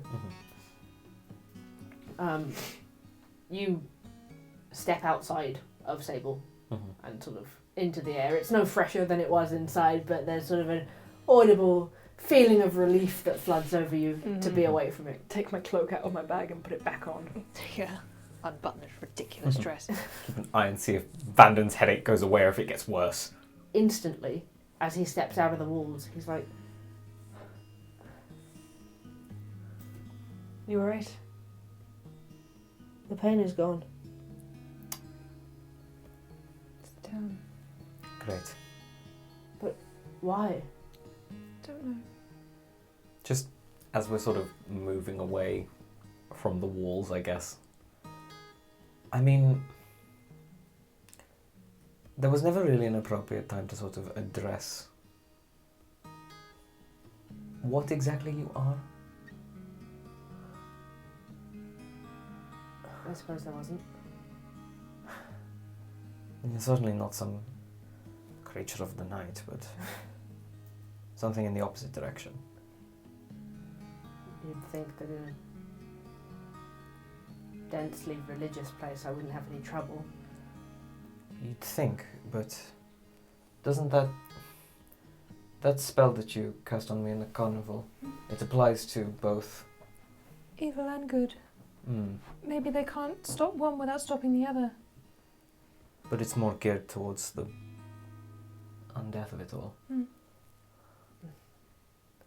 Maybe. As we're sort of walking along the wall, is there any feeling we can get from, now that we know there's some sort of ward or barrier on it, like anything we can get from just sort of the vibe of it all? You can make another Arcana check. I'll assist you, Thank as you. I always do. Thank you. 21. 21. You don't really get much in the way of a different vibe to before.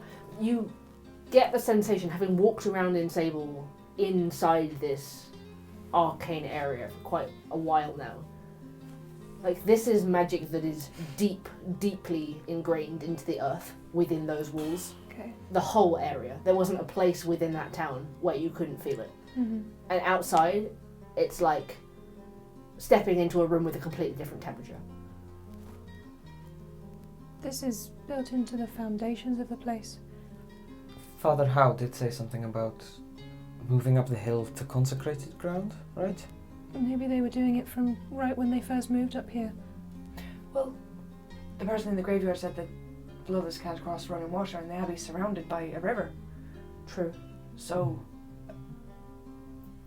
maybe the whole area has been, I don't know, cleansed in that way. That water in the caves we went through yesterday was divine in some sense. Maybe it runs underground. Maybe.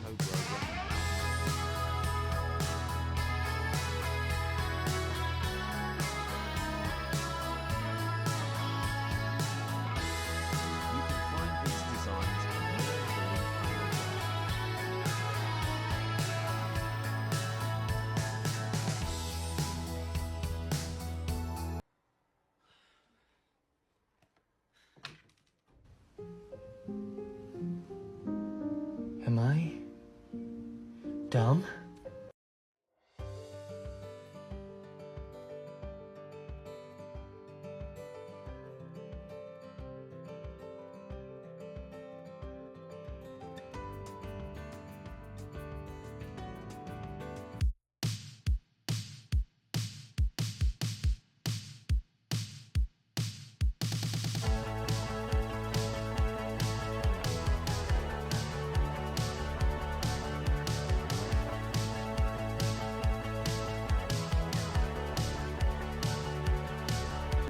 Me up at 6 a.m. just to tell me that she doesn't love me anymore. I said, let's go to the gym. I don't understand why you're being so hateful.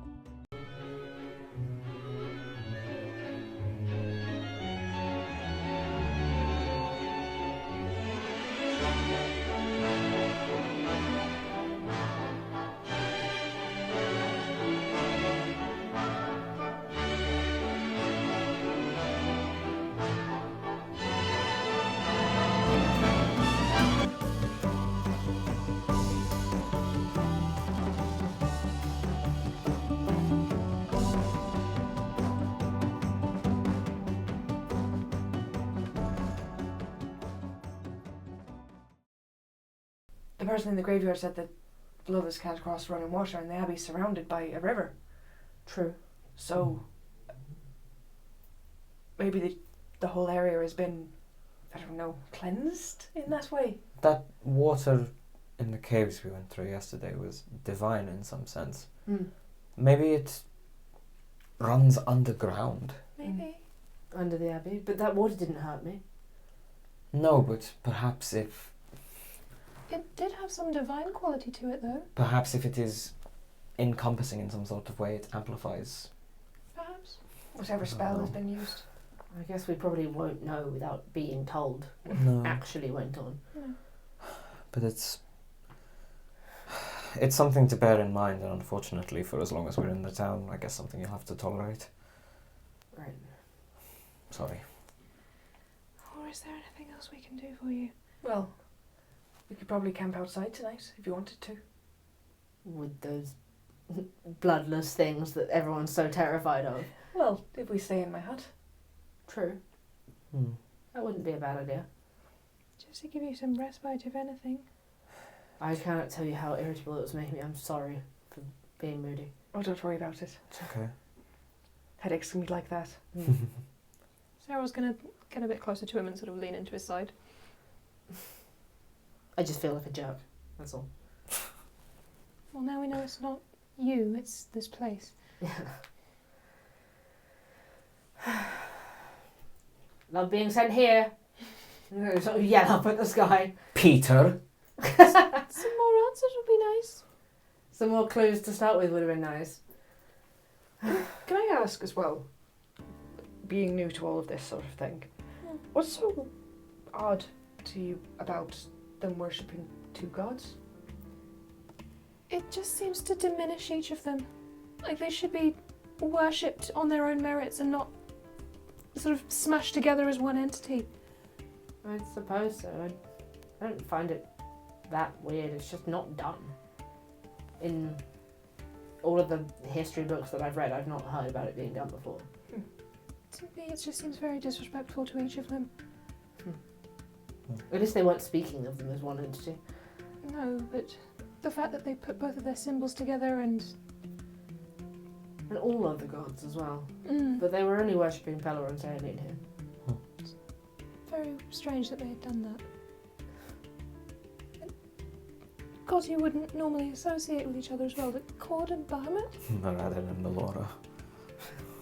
I mean, Moran and Melora, they're attributed with the creation myth. That's not so strange. Sorry, I must be really confusing you.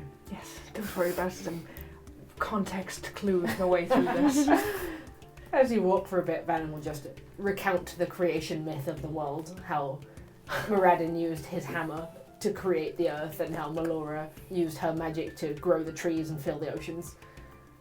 He just recounts this story off by heart, like he's reading in front of a class. That was a more enjoyable sermon. Oh, thank you. I've always had a talent for religious texts, having been raised on them. I think it was quite interesting watching everything and hearing everybody sing together. It was nice. I liked it. Some of the things he said were unnerving, but in general it was a nice sermon. I don't really agree with the idea of suffering being the highest form of worship. That seems counterproductive. And how if you don't have a utility, you're worthless. I guess in a place like that where everything has to be done by a set number of people, nothing's done with the outside world, not having a utility probably is pretty worthless. Oh, I agree with that. Like, where I'm from, if you don't, well, take me for example, I don't hunt, I don't kill, but I gather, so I don't eat the meat. That's why you don't eat the meat. Yes. But then there surely are people who hunt who don't gather. And they eat what you gather. Well, it's all a communal thing. But if you don't provide, then you can't partake. But surely there are people who are just cooks and not gatherers or hunters. Well, because they're putting in the effort in the cooking side of it. You're putting in the effort with the gathering. It's fine, it's just how it is.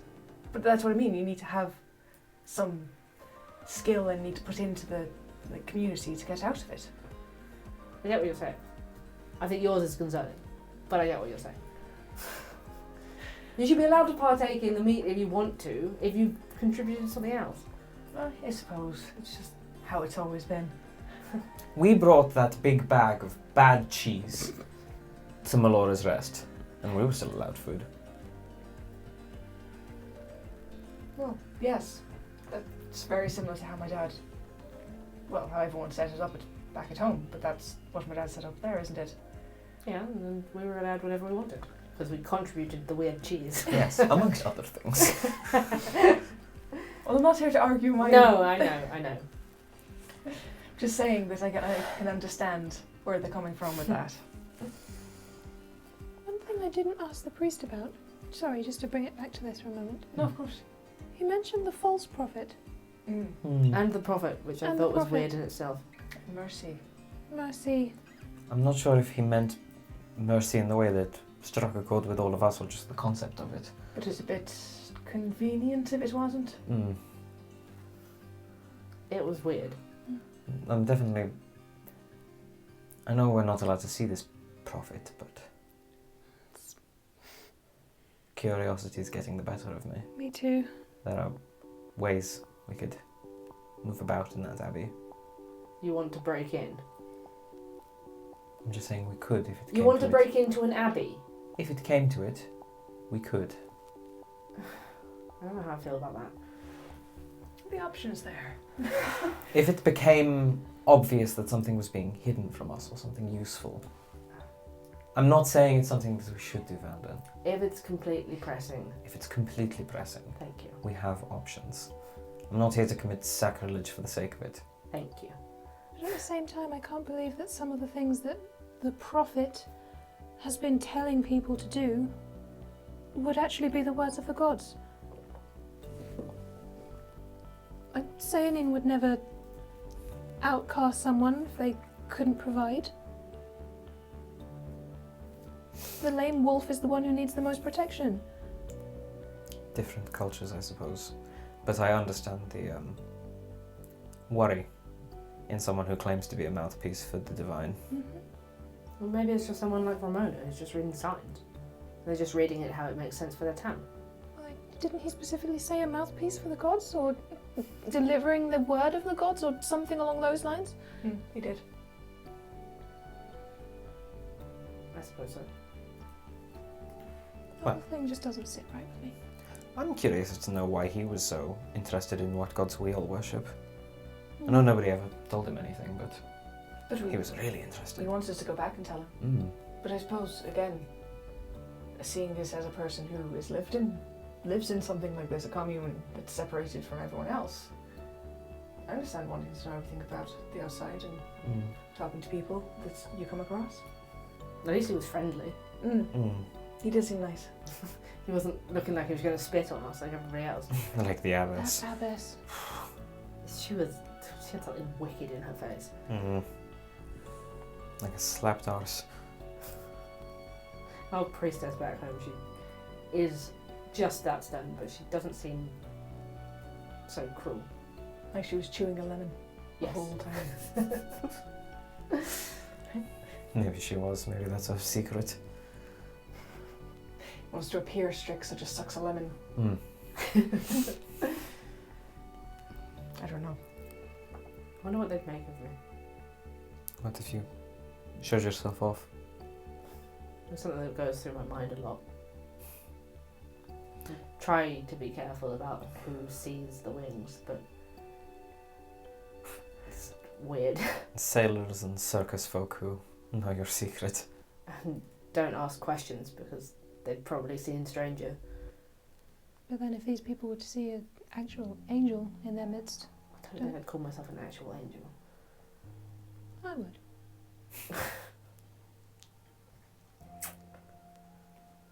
It's something I'd be concerned about in this town just because, I don't know, I worry that whilst there's a high chance that they would see it as a sign from the divine, because we are outsiders, they might take it in the opposite direction. That's true.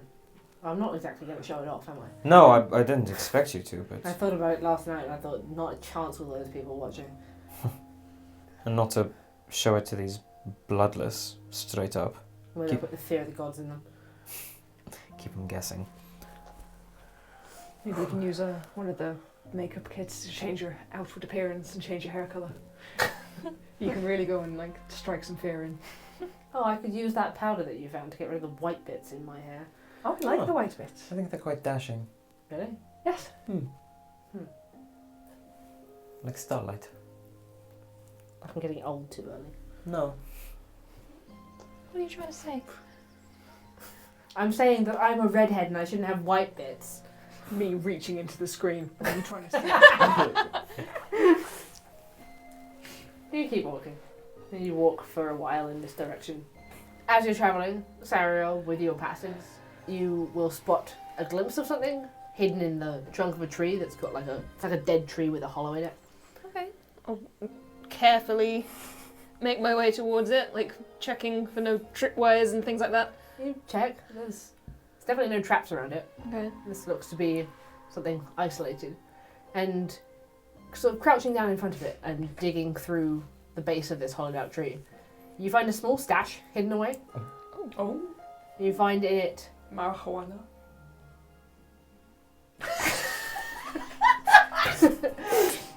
I'm leaving.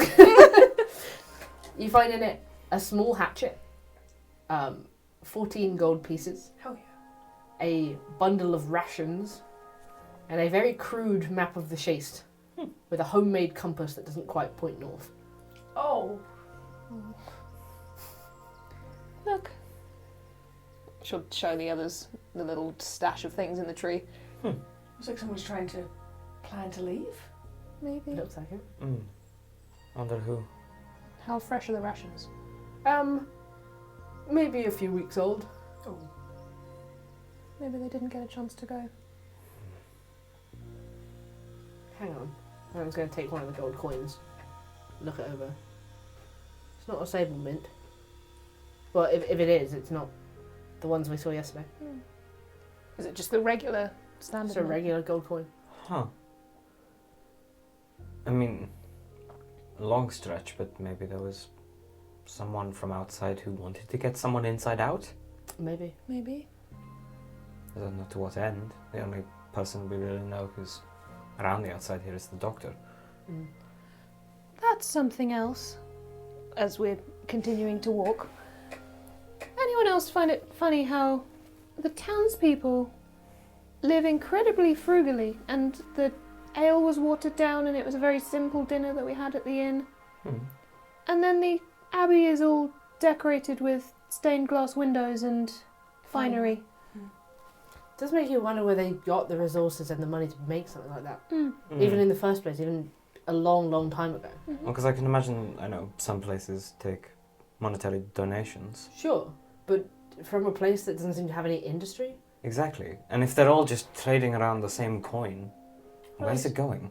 Well, I suppose if it was built a while ago anyway, like the abbey itself, because they moved up towards it from the old town. But who are they commissioning stained the glass from? Over 200 years ago, I don't know. Maybe they've just lost income. Maybe. But, I mean, the old town it wasn't big, No. nor did it look fancy. The chapel was quite meagre and basic. Weird. Now they basically live in a castle. It just seems like the wealth isn't fairly distributed. Maybe we should ask about that. Just how they built the abbey. This Politely. Enoch person. I'll leave the stash in the tree Sure. in case someone comes back for it. You keep going, and after not that long, because it's only really a mile away, you're walking slowly, but it still doesn't take very much time. You on the wrong bit of the page. You find your way at last to a crumbling old building of grey stone. It's got jagged walls now overgrown with vines and vibrant plant life. There's so little left of the ruin that it's impossible to tell what the structure might have been originally. The stacked stone making up the walls crumble in places and crack in others. Debris lays around the place, aging and tired, over what looks like it could have been old staircases, the steps of which are rotting and falling through, crumbling onto the floor beneath. Anything of value looks to have been stripped away a long time ago, leaving the building to be slowly overtaken and commandeered by nature. Insects scuttle across the stone floor, and some small rodent rustles within a nest of vines. There's a hollow, desolate feeling to the ruin, long forgotten and melancholy. There's the ruin he talked about. So we're looking for big yellow flowers. Surely they'll stand out around here. Maybe see if there are any other useful herbs or flowers. Yes. Why not? And I guess check out the ruins themselves. I would like to look at nature. I will assist you. Make a nature check. Keeping an eye on our surroundings as well. Oh! Cool, so I had 19 on the dice, so 27. 27. Okay. You see, as you're moving around, that like a large amount of plant life has sprung up here, lots of it useful. You see bountiful amounts of the kind of plants you would gather to make potions. The air in the grove smells strongly of musk, sweet and heavy. Eventually, you see what looks like creeping vines with yellow orchid-like flowers upon them, each petal nearly a foot across. There's our mark. Great. How much can we gather? As you approach the flowers, Oh no. this scent intensifies. Can everybody make me a wisdom saving throw? Go do. I was going to be checking out the ruins if that makes a difference. It's in the area. Okay. Is this a charm? It is. Ooh. All of you except Vanden have advantage. Fuck yeah. 23. 19. 8. Uh-oh. Uh-oh! Okay. Uh-oh, sisters. Cassian. Hi. You are sort of walking around the ruins, kind of just checking them out a bit. This sweet, heavy scent catches in your nostrils. And you find yourself smiling and just walking back over towards where the plants are. You're going to do nothing for now except move closer to the flowers. Right, let's start gathering them then. Okay. Get out my small dagger and... You reach forward to start gathering the vines. Yep. And you see the vines on the floor start undulating and moving, and quickly start moving towards your ankles and trying to wrap around them.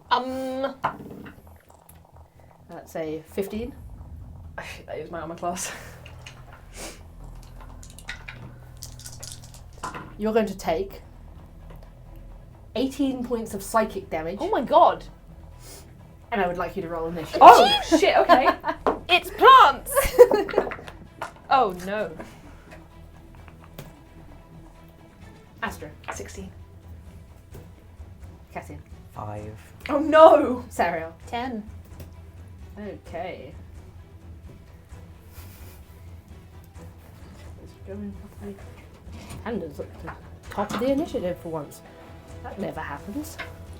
This vine creeps up, Astra, and it wraps around your ankle and sort of swipes across you. It's razor sharp and it cuts your leg as it does so. Vanden sees this immediately and is like, what? So he starts drawing his sword. Once again. It's Jumanji up in here. It's dangerous in this here woods. Feed me, Seymour.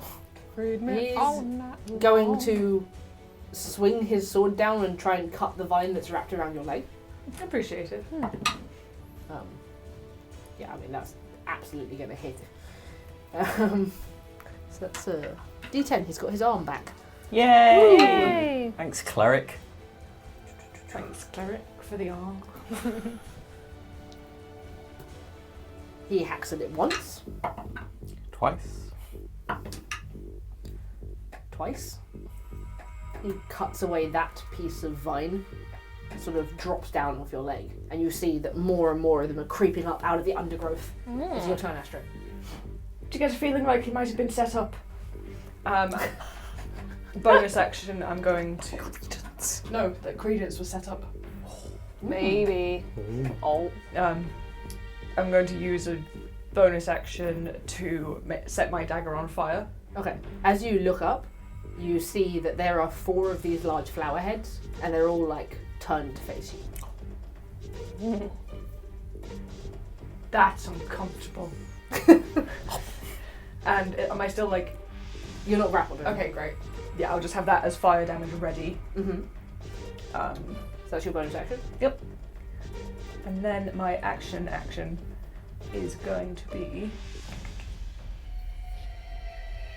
the cloak that I'm wearing is going to light up with fairy fire and cast on the 4 flower heads.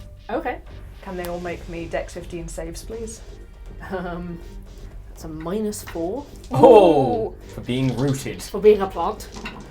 So 12 -4, 15 -4, 17 -4, and 19. So one of them passes, because that makes 15.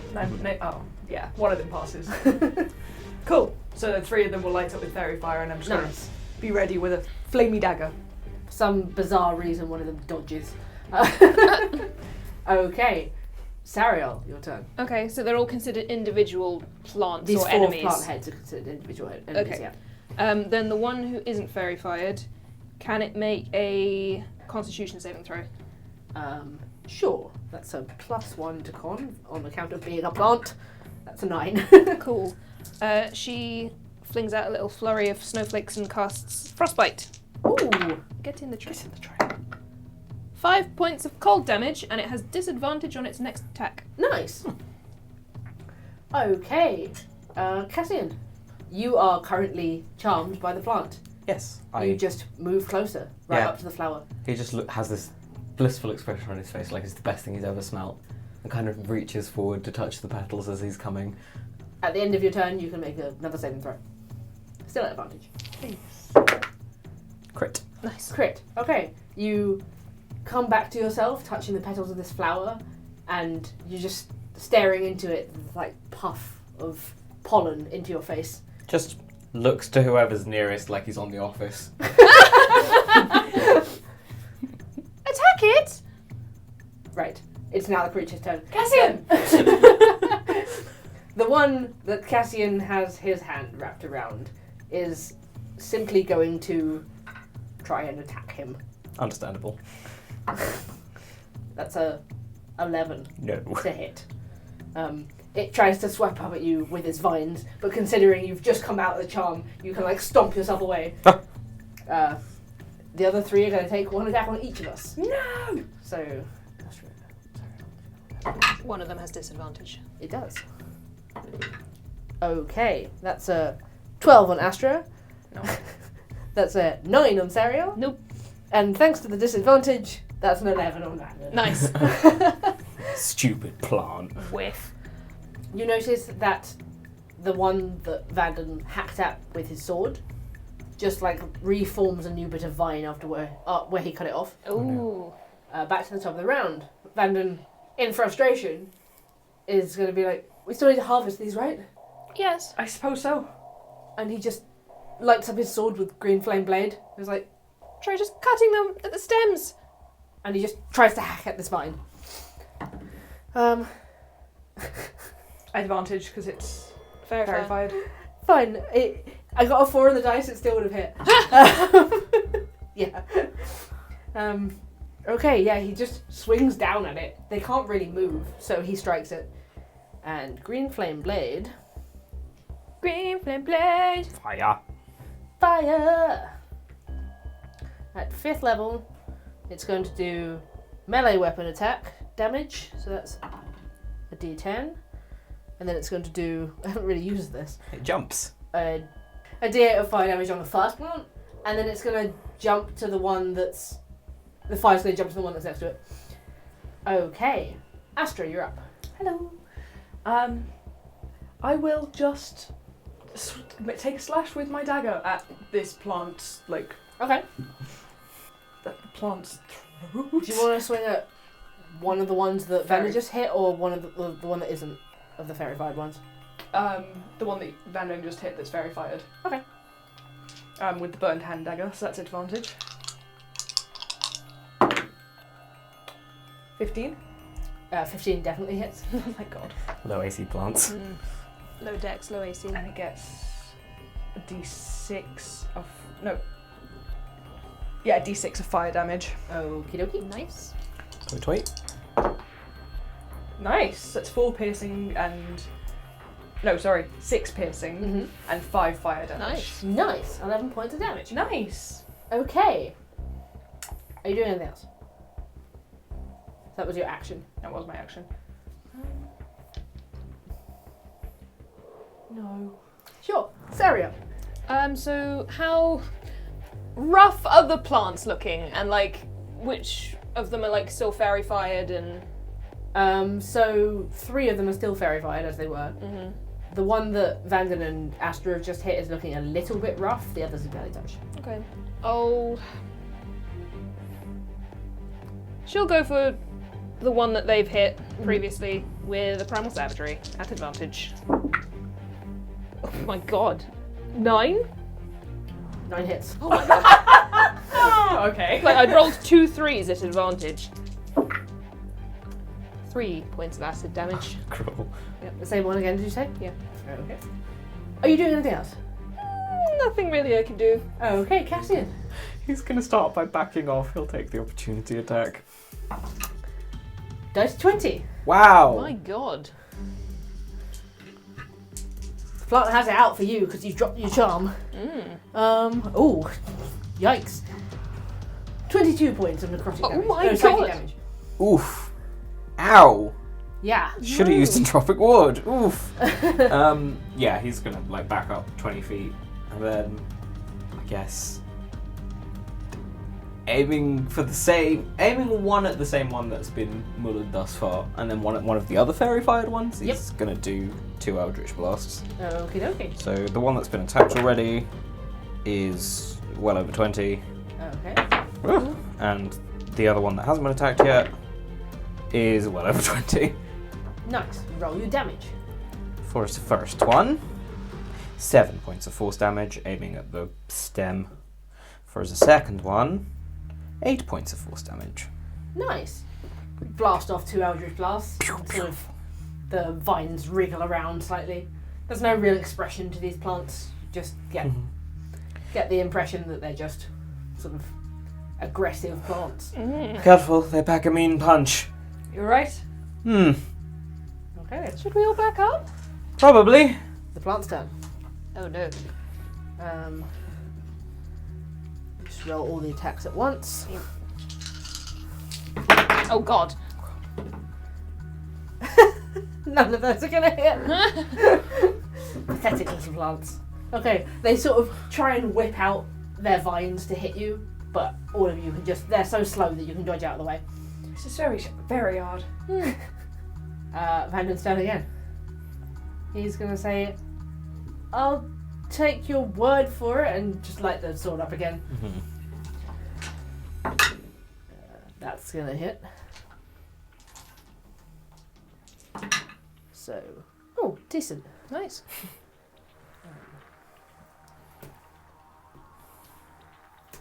You see that the first one that you've all been hacking at is like falling apart now. Good. And the second one is just hit with a little bit of fire that jumps off the first one. And still looks okay, but it keeps cindering slightly. Astra. They're hardy bastards, aren't they? I'm gonna take a slash. Does a 14 hit? Yes. Great. For again 6 piercing and 2 fire damage. Ooh, that one goes down. Oh, Nice. Okay, are you doing anything else? No. Sariel. I guess another primal savagery. At a fairy fired one. Like well over 20. Nice. 11 points of acid damage. Very good, very good. You strike the next one along that's been taking the little bits of fire damage jumping off Vanden's sword. It's starting to look pretty rough now. The other 2 haven't been touched yet, really. Okay. Cassian. One of the ones that hasn't been touched, he will send his next 2 Eldritch Blasts at. Okay. And a One of them, was verified. verified. Yep. First one, dirty 20. Oh. Second one, yeah, well over. Nice. For 18 points of force damage. Ooh, nice. Nice. You lop off with your Eldritch Blast like several other vines coming out of it. The plants are going to do what they do. Don't feed the plants. Whack. 3 of them. Oh, there are only 3 of them left. Yep. Yeah. So 2 of them are going to. They're going to lash out at Astra and Sariel. Neither of them are going to strike. The third one is going to release its gas again. Can everybody within 30 feet make a whiz save? You guys at advantage. When weed whack you. 19. Oh, nat 20, so 23. 21. Even Vanden makes it. Even Vanden makes it. Even low wisdom save Vanden makes it. You note the one that Cassian just hit with Eldritch Blast, which hadn't taken any fire damage, like seems to regenerate a little bit. That's the top of the round. Vanden's just like, I wish I could make more fire than this. The first time I've ever wished that. He rolled a 2 on the dice, so it's still going to hit. So only a nat 1 misses these things. But they've got an AC of 6. Amazing. That's 15 points of fire damage, and that wasn't even an advantage. To the one we've been hitting, and 3 to the next one along. Nice. Astra. What am I going to do? I'm going to dagger slash. Dagger slash, dagger slash. Let's just roll it damage. That's 16 on the dice, I was so gonna 21. Say, you're very unlikely to not hit. That's 4 piercing, 6 fire. Nice. That one's looking pretty rough now as well. Wait, did I roll advantage then? I didn't, did I? Oh well. Roll just to see if you get a crit. No. Sariel. I'll go for the one that isn't fairy fired. Okay. Try and get it down a bit as well. Ooh, 16 points of acid damage. Just like trying to cut these stems. Relentless, aren't they? They're certainly hardy. Cassian. I'm hitting the verified one again. There's 3 left. One of them looks like it can barely take a blast. The other one looks pretty strong still. One at the one that can barely take a blast, and one at the Okay. one that's still verified then. Yeah. Yeah. Both above 6, so Nice. Well above. The first one takes 6 points of force damage, It goes down. nice. and the other one takes 12 points of force damage. Nice. Okay. The 2 remaining creepers. Creepers. We're going to go for Sariel's up close, Vanden's up close. Neither are gonna This is so one-sided. almost feel bad for these plants. We're just weed whacking. Yeah. Vanden's just going to take a swing at the one that's still verified. Yeah. Why am I even rolling? Okay, nice. That is 19 points. Is this another green flame blade or? Yeah. Okay. That's why I'm only rolling 1 attack. Cool. And then 3 to the next one. Nice. Move it down the line, pay it forward. Astra. Swing with your dagger. Dagger. That's a 19 on the dice. Oh, doesn't that hits? 24. Oh, they're both 1s on my dice, so 3 piercing and 1 fire. It's still some damage. Okay. It's nothing like this back in Ravenny. Sariel. Again, with the one who isn't verified, just trying to slice its stem off. Sure. That's like a 14, Nice. and that's 12 points of acid damage. That's nice. We enjoy a low stakes battle. Yeah. Yeah, Cassian. Both on the one that's still verified. It's nice when you can just use cantrips to fight something. Crit, Nice. and well over 20. For the crit, Get it. Lovely. 20 points of force damage. That's that obliterated. Nice. Then I'll make sure the other one goes to the remaining one. I'll roll it at straight because it's not verified. I mean, yeah, it's an 11. For 13 points of force damage. Okay. That one is like swaying. It's still just gonna swipe out towards Sariel, who's been striking it. Mm-hmm. Does a 7 hit? I'm really sorry it doesn't. At which point Vanden's just gonna bring his sword down. That's the end of its hit points. Nice. He just swipes down one more time with his flaming blade, and it burns up the stem of this thing. And you see all 4 of the bulb heads just drooping. None of them move again. Right. Glad Credence didn't have to do this himself. Yeah, I don't think he could have taken a hit like that. No. Well, that's what I mean when I said earlier, like, Astra's, like, shaking out the fire on his dagger and going to, like, start harvesting. Mm-hmm. But if he was told to come here, then surely they know what these things are. You think? I don't know, maybe. I mean, he's the poisonous plants guy, right? They made my head hurt. You okay? We're kind of stroking it. What, I think it was just, you were controlled by it, is what I was saying. And it made my head hurt very badly, Astra. Do you want healing? I'll take a potion, it's fine. Okay, you take your full health back from the potion singers. Well, the thing is, in my bag I have a potion of healing and I have a potion of healing. Oh Okay. no. So I'm going to roll to see which one I pull out. Okay. Even for the potion of healing. Odd for the potion of healing. It's just a potion of healing. Okay, so now you have a potion of healing? Oh no. Yep. So I get 10 hit points back. Okay, great. Okay, Astra, you can cut off the heads and harvest like these bulb-shaped lumps inside them and drop them into your bag. I will. I'll have a quick scavenge around, see if there's anything we can use for healing potions or anything similar. Okay. I do have that medicinal plants book. You do indeed. How long do you want to spend looking through it? I will first off make a little judgment of the area, make sure it's safe. Okay. Now that like the plants are dead and Make a perception check. Astra, with your knowledge, would you be able to... Are these actually medicinal? If you were suspicious. Look into that in a moment. 24. 24. Sariel. Hmm. You see distantly a way off on one of the ruined walls that's like other end of whatever this building was. A gangly, pale creature in rags with lank white hair watching you from its unnatural position hanging off the flat of one of the walls.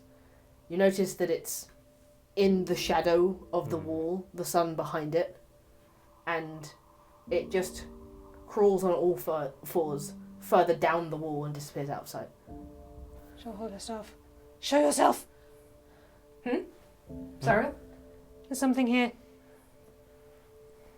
Okay. Hope you Nothing end up hurt. happens. I'm gonna go to where it was. Make an investigation check. 19? 19.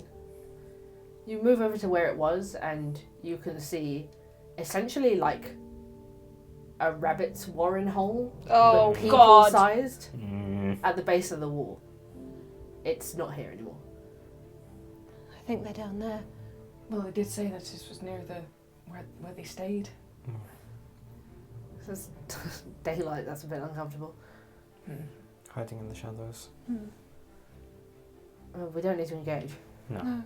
I don't really want to be going down into a nest full of No, them. no, but If we stay in the sun, you can probably still harvest some plants, and we Mhm. can help you if you can point out what we need. yeah, Just keep can, our eyes. yeah, can someone keep an eye on that? Sure. Yeah. Vanden will stand close by with his sword, just like, Mm-hmm. I'm gonna get you if you come out of the hole. Mhm. Whack-a-mole. Cassian's going to keep eyes in an opposite direction. Okay. In which case, if you, and possibly both of you, want to do anything harvesting the plants, I believe it's a survival check. I have +6. So do I. Nice. I want to do what Cassian asked as well and check over these plants and use like my knowledge that was given to me from whenever I helped out back in the Ravenny. Okay. So you make a nature check for that, and Sarah will make a survival check to harvest plants. I'll be looking through this medicinal plants because I'm doing it trying to match stuff I In find. which case, make it an advantage. Yay! Is that correct? 27. Please get in the 27. Ooh, 23. Okay, 27. You don't really know if it's medicinal, but it's definitely got uses. Like, looking over what you've harvested, you can see that there's the kind of powders inside the bulb of the plant, and the petals are probably useful as well. This probably could be used to make something. You just haven't come across a plant like this before and you don't know what. Well, these plants are definitely used for something, but honestly, I don't know what. If I could make a guess, there's powder inside of it, and it was like poofing things over us that controlled you. I wouldn't say it's healing, but I can't say for sure. Good to know. I suppose he was talking about, he was selling poisons that they use for all kinds of things, so. But the church requested this. True. That's the point I think that Astra's trying to make with the setup. Or they just didn't know that they were large and aggressive. Maybe they found it in a book like the one Sariel's looking through, and they thought we could use that. I know we're trying to be suspicious of these people at all angles, but also I want to give them the benefit of the doubt. Oh no, entirely. I'm just different, All options. Okay. Sariel, you find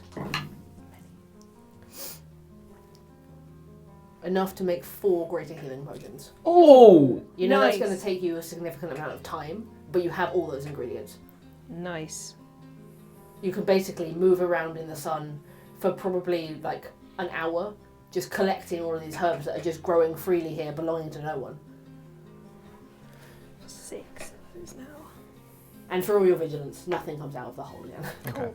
Especially as the sun rises higher and the shadow dims down and the sunlight strikes the hole, you think there's nothing coming out of this. Okay. Great, that was really helpful. Great. We've got enough for 6 greater healing potions now. Oh. It'll take me a bit of time, but we've got them at least. Good job. Considering we're set off in the morning as well, is it sort of early afternoon time or? Yeah, it's coming up maybe just past midday. So what, do we just go straight back to town now? I suppose so. I guess I would take this back to Credence and see if he's okay. Let's head back then. Okay. But sleep outside of the walls. Yes. Yes. Okay. Sorry, I would like to keep an eye out for any more of those holes. Like the rabbit warren sort of holes. Okay. As you're moving out of the area, you don't spot any. Okay. Okay, you start making your way back towards Sable. And as you do, make me a perception check. 17. Ooh. 17. 12. So, Astra and Sariel, you notice someone quite a distance away walking through the trees. Not skulking through the trees like any signs of shapes that you saw yesterday, but just walking and then sort of stopping and taking a slightly closer look. You realise they're wearing the white robes of Sable. I'm going to pull out of my bag a mirror and turn and look away from them so that the mirror is facing back towards them. You can see their reflection. Oh, okay. Trust! I can see them in the mirror, so... What? A person over there. I thought I saw that. In robes. How far away are they? Looking through the trees, maybe like 250 feet away. Which is quite a distance, but they're just walking alone through the woods. Towards where we know Sable is, or away from it? Should we go see if they're okay? They're walking away from the town. It doesn't sound right. Doesn't seem like something someone from the town would do. Especially not one of the daughters. Yeah, can we tell if it's a man or a woman? Judging by the robes compared to like the simple outfits that you saw in the garden, it's a woman. Let's just trail after them. Let's keep our distance, but Are you approaching or are you just following? following it Following. at a For safe now. distance. Okay. Trying not to make a noise. You move like through the trees carefully. You're a distance enough away that she's facing away from you. You are just moving through the woods. She can't really hear you. And you just follow. She's carrying a wooden staff, like the ones you saw at the gates. and she's got a bag at her side, and she's just walking. She does, on occasion, sort of stop and, at the odd noise in the trees or bird crying, look around herself, sort of shrug her shoulders a little bit nervously, and keep going. Gently pursuing. Okay. If you're continuing to try and stay out of sight, make me a stealth check. Nat 1, thank you. 15. 14. Nat 1 to 4. Okay.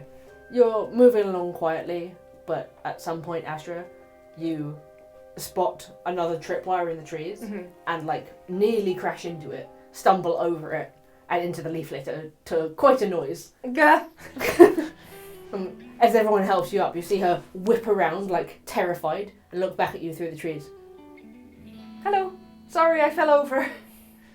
Oh. And she starts coming in your direction. As she approaches, you notice the same young woman with the raven black hair that's got a blunt fringe in long curls that you saw last night. She was coming out of the Abbey with Father Howe approaching the town. Trinity. Trinity? Hello. Hello.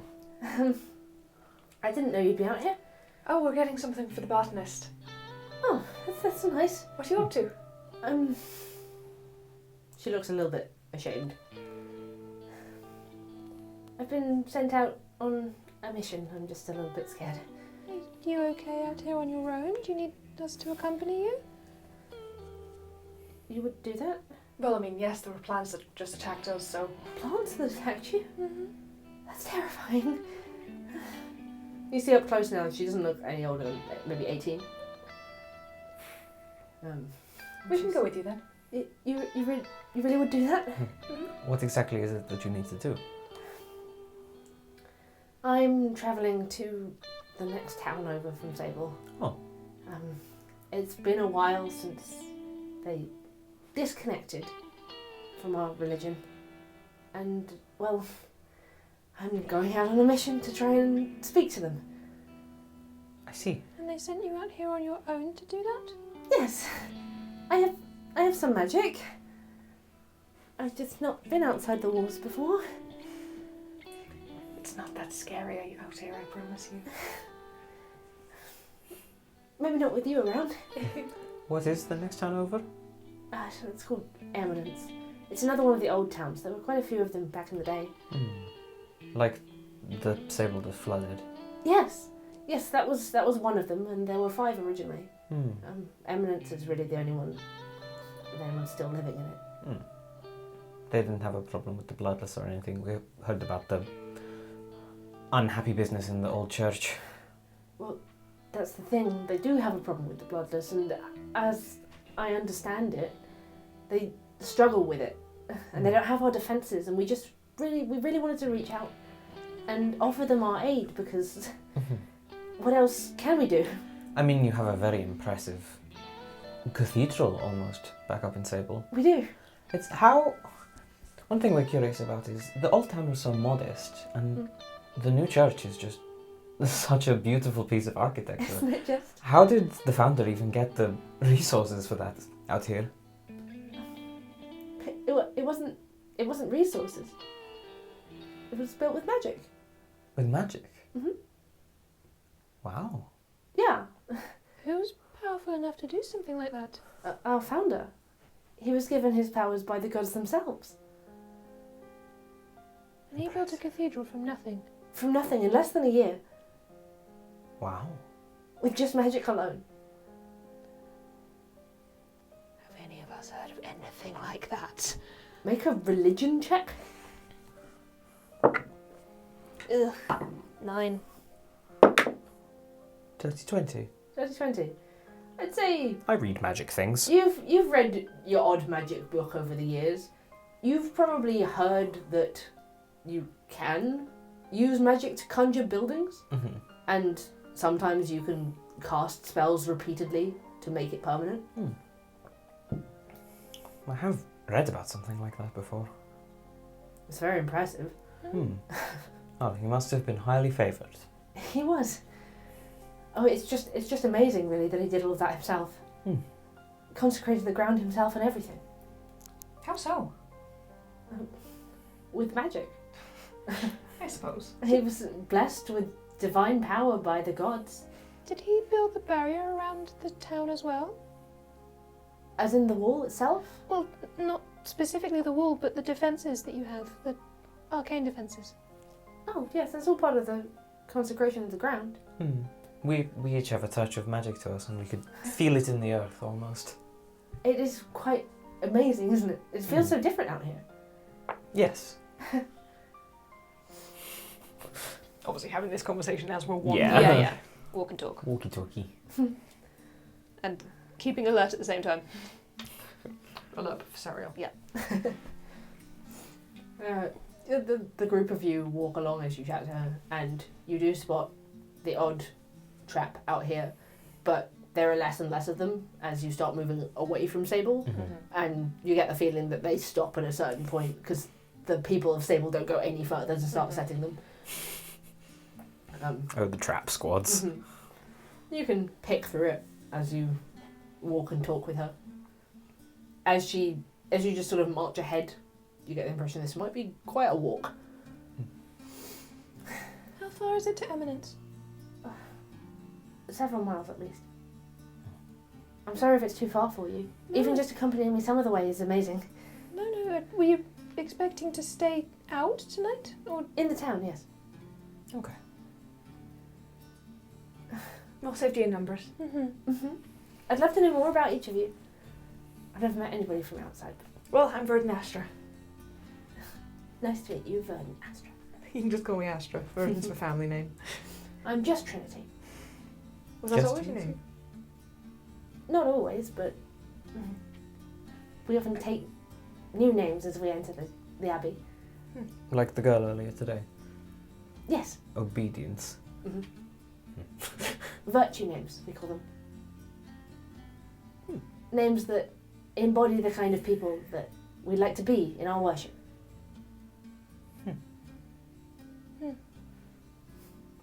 To be fair, I've heard of some elves who take on different names when they reach adulthood.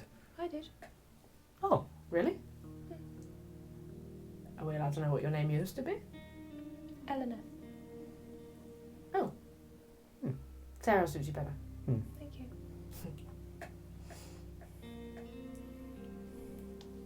Oh. It means young star. No, that does suit you then. What does Sariel mean? Doesn't mean anything specifically, but she was a warrior in one of our old stories. You do have that fire to you. Thank you. And you chose it yourself. It's nice. I like that. Thank you. What about you, Trinity? Can you tell us anything about how you came to be a part of the church and your initiation, I suppose? Sure.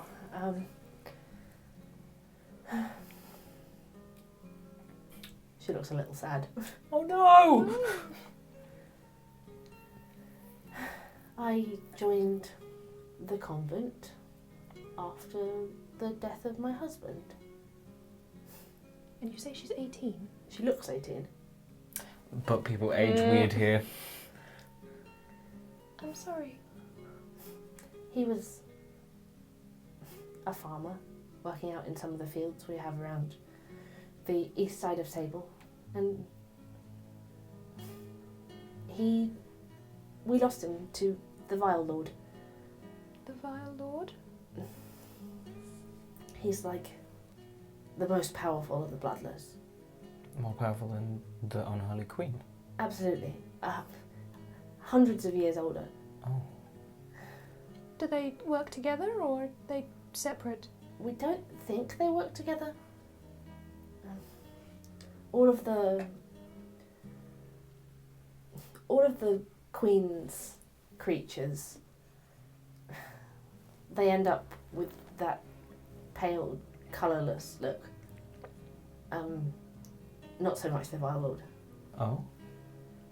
They come in all shapes and sizes, I guess. Sometimes grey skin, sometimes deep, dark eyes, red eyes sometimes. It's almost more terrifying. Hmm. You know what you're looking at if you see the pale ones. But he took my husband from the fields. It's fine. It was the will of the Radiant Ones. We don't get to decide who lives and dies. Only the heavens can do something like that. How long ago was that? 3 years. Was he bishop? That was 5 years ago. 5. If you don't mind my asking, how do you specifically know it was the Vile Lord who took him? Sentries on the walls. Many of the more powerful of the daughters, they watch the walls at night. And guards from the town as well, just to be sure. Okay. He's unmistakable, the Vile Lord. Just a huge figure with long grey hair and deep scars all over his face that look like they were put there on purpose. Strikes down his cheekbones and across his forehead. It's almost like a mockery of what we do.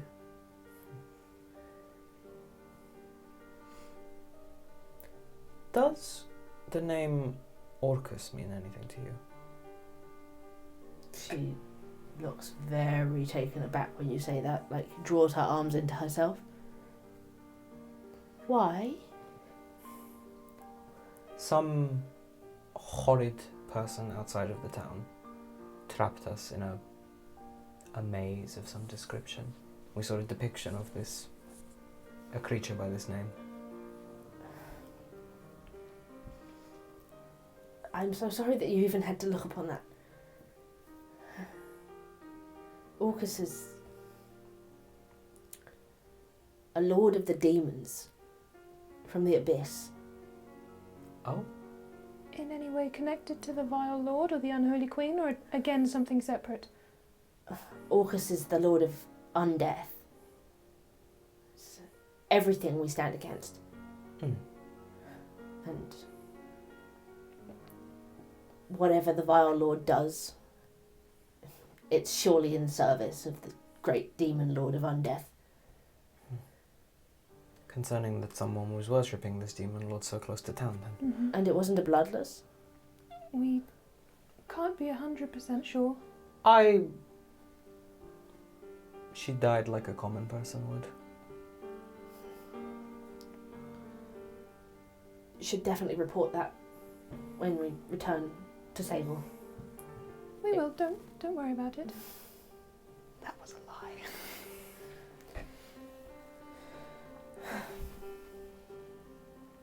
Unnerving to think that could be just outside our walls. How close? The walls were visible when we came up. Not too close. Okay. Well, got to think on better things. Yes. Tell us, I don't know, about your day-to-day life. Working in the convent. She reads off a nun's schedule. Well, I'm just a novitiate. I haven't been a part of the Abbey for that long. It's one of the reasons I'm being sent on this mission. It's part of my training. Right. But the days go the same anyway. It's early morning prayer before breakfast. And then congregation work. It could be cooking or cleaning or laundry, gardening, baking, crafting things to be sent down to the general store. Lunch, more prayer, and then spell practice. Education through the afternoon. And then we get a few hours to ourselves before dinner. And then we see to it that more prayer is done before bed, and then again in the night. How are all of you spellcasters, or? We all learn a little bit, a basic spell or two. The longer that the daughters have been there and the harder they study, the further they climb into the inner circle of the abbess, the more powerful their spells get. This abbess, she seems like a stern woman. She is. But she's been looking out for the daughters for nearly 65 years.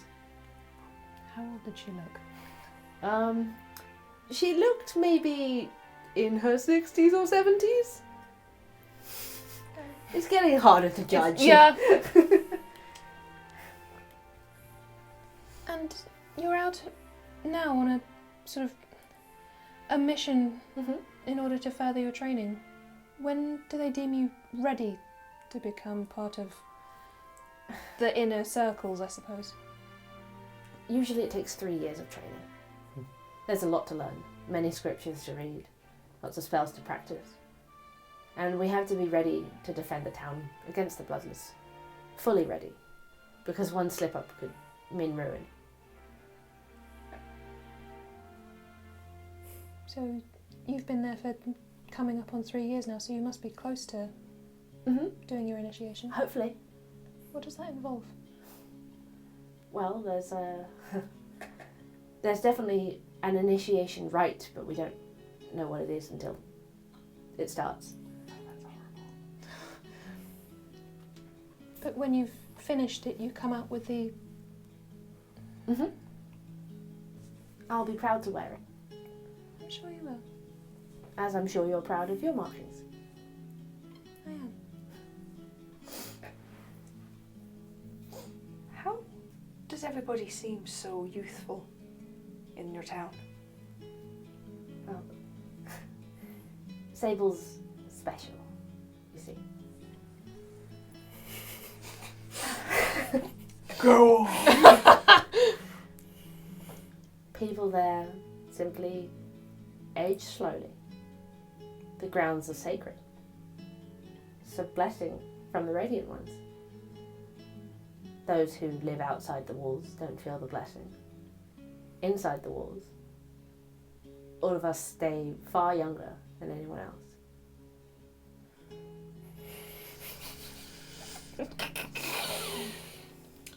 I am uncomfortable. She looks so proud of that fact. Like, you look at her young face and she's just beaming with pride for Sable.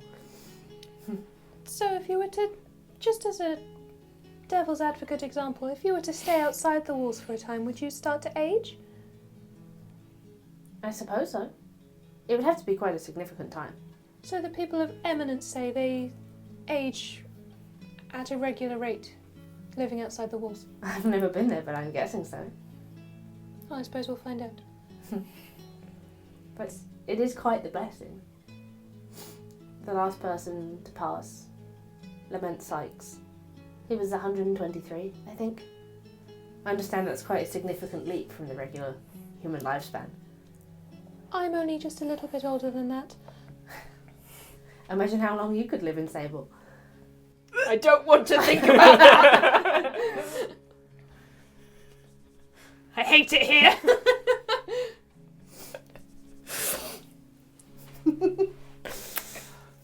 Ooh, this is... On we trod to eminence. You continue onwards, just asking Trinity questions through the time that you're walking, and she is more than happy. She's delighted, in fact, to talk about where she comes from. So there's no point where she doesn't seem like...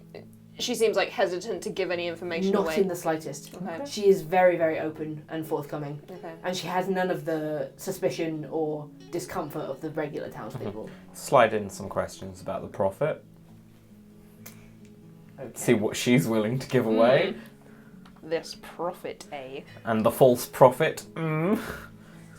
Of the prophet, she tells you that only the higher daughters, Father Howe, the mother and the mother superior, are permitted into the inner sanctum to speak with the prophet. The prophet is a source of divine knowledge, just as Percival tells you.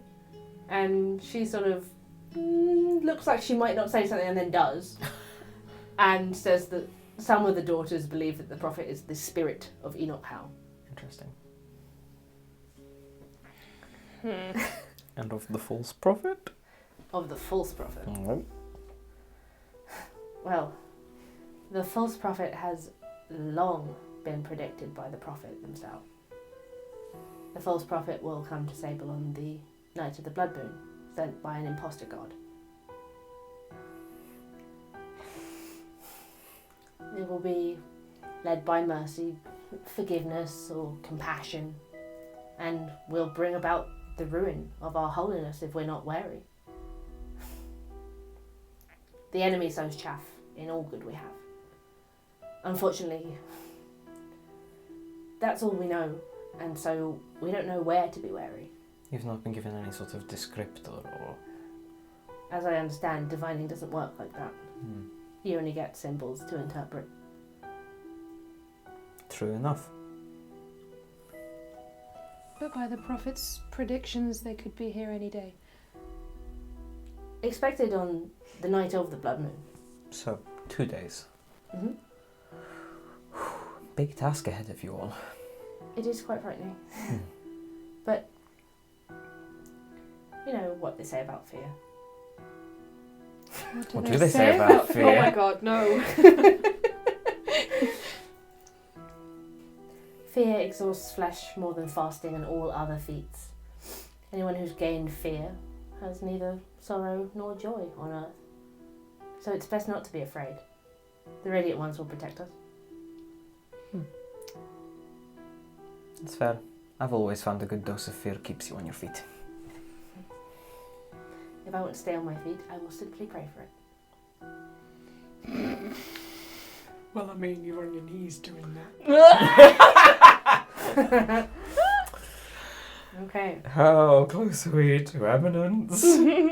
It takes the rest of the afternoon to Oy, walk. oy, As you do, you get far enough away that same low-hanging fog rolls in and grasps at your ankles, sound drifting strangely through the forests. As you get closer to eminence, you feel a little bit uncomfortable, like something's lurking in the trees again, and you realise the light is getting dim now. I will put up dancing lights. Trinity's like, oh, that's wonderful! It's a cantrip, nothing more. But if you turn it like this, they can be a little man. That's just a weird thing that you can do with that. Yeah, it's so odd. What, I don't know why. You can make a little man walking through somewhere, confuse people. God. And then you start approaching a town. At this point, it's getting towards sunset, which is still pretty early this time of year. Trinity looks up. You see the sort of smile fade off her face. This is it. Look at this foul place. You can tell it's unloved by the gods. Looking ahead of you, you can tell what Trinity means as you approach this town. Even from a distance, you see with distinct clarity how it exists as a sad, pathetic reflection of Sable. The low buildings are ramshackle and falling into disrepair. Walls of stacked stone and bricks betray mortar crumbling within the foundations, while corrugated iron roofs are stained orange with rust. Many of them seem abandoned, with glass smashed in windows and doors hanging off their hinges. Pathetic little town. Dilapidated fences resemble a mouth with missing teeth as you walk past, some posts having been torn out of the ground, while others split and rot with lack of maintenance. Your feet kick up dust from the barren, dirty ground as you progress through, the only plant life being scrubby patches of weeds desperately reaching for the sunless sky. A few dead trees stand petrifying at the side of the road, their desolate, bony-fingered branches bent and splintering. As you enter along the main dirt path into the town, through a bent iron fence, you see only a handful of dwellers. The people of this town are equally as contrasting to Sable's people as the town is itself. While the residents of Sable appear to distrust you with a sort of uppity sense of self-importance and superiority, the few people that you see as you move through the streets of Eminence seem desperate and desolate. The distrust in their eyes as they regard you is one of defensive skittishness, as though they're convinced you are about to attack them with no warning. People who begin scuttling away at the sight of you, hiding around corners or disappearing into doorways, only to stare at you from the closest window. You see many of the windows are barred, and you see lines of salt across window sashes and doorways. One or two linger and stare, slightly slack-jawed. There's a hunger and a torment in their expressions, their clothes threadbare and their bodies thin. And then there's an untamed violent ferocity in the eyes of a few of them. The town itself echoes with an aura you can't quite pin down. It puts a discomfort in your veins. Trinity moves through the streets without looking into the windows of the houses, as though avoiding it. She makes her way towards a central patch of dirt, which must be the town's equivalent of a square.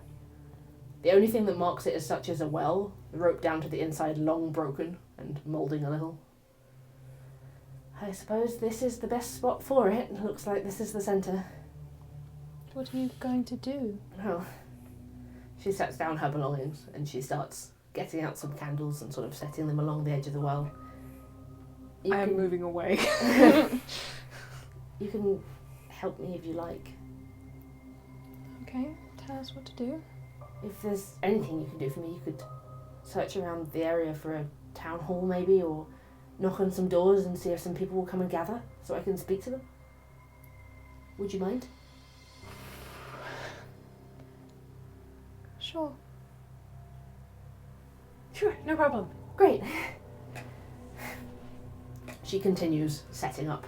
The silence is eerie with no one around in this square, and yet always you feel the sensation of eyes on you from behind curtains and inside doorways. You set out into the streets in search of some sort of central building. I will find familiar to make a cat to stay with her. Okay. Because I don't like that we're leaving her on her own. Sure. Okay. Just the second-hand embarrassment of her setting things up. It's like, oh no. Yeah, I know. Oh no, please get off your soapbox. Yeah. It's religion. No, I These people mean, need God. I hate it so much. Hate it here. You wander further into Eminence. It's oddly quiet, with a strange scent of burning in the air that you can't really pin down the location of. Your feet squelch and slurp in the mud tracks as you walk through barren streets, with a small scattering of ramshackle houses around you. Sariel, you're so conscious of twitching curtains, the odd figure behind them in the dark staring out at you with pale fingers grasped around the fabric. You can see that Vanden too is unnerved, like a cat raising his hackles anxiously. He stays ahead of the group a few paces, as if to put himself between you and anything that might go wrong. The shadows seem to creep out of the spaces between the houses and stretch over the road like long fingers reaching for you, waiting to snare you in their traps. Somewhere out of sight, you hear a dog snarling and the heavy sound of a chain pulling tight. Is there anything in particular you're doing? I guess looking for slightly bigger buildings or... Make an investigation check.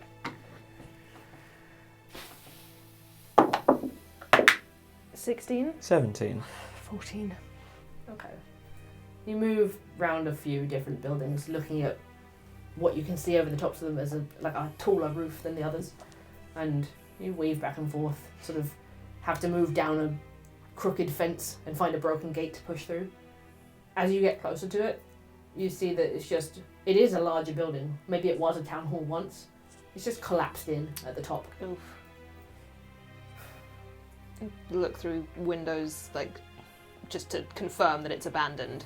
It definitely is. Okay. You see the collapsed roof just fall into the floor on the inside. Right. This place is horrible. But to have them cast out because their faith isn't strong enough? That's not right. I mean, this is miles away from Sable. Why don't we move somewhere else? Or Don't know. I mean, if they're having the same issue with monsters, you'd just leave. Surely. If you don't have the protection of the walls and the unwavering faith. Vanden just walks up to a door and it's like... Oi. There's no answer at the first one. Try another one. Just start knocking on doors. No answer at the next.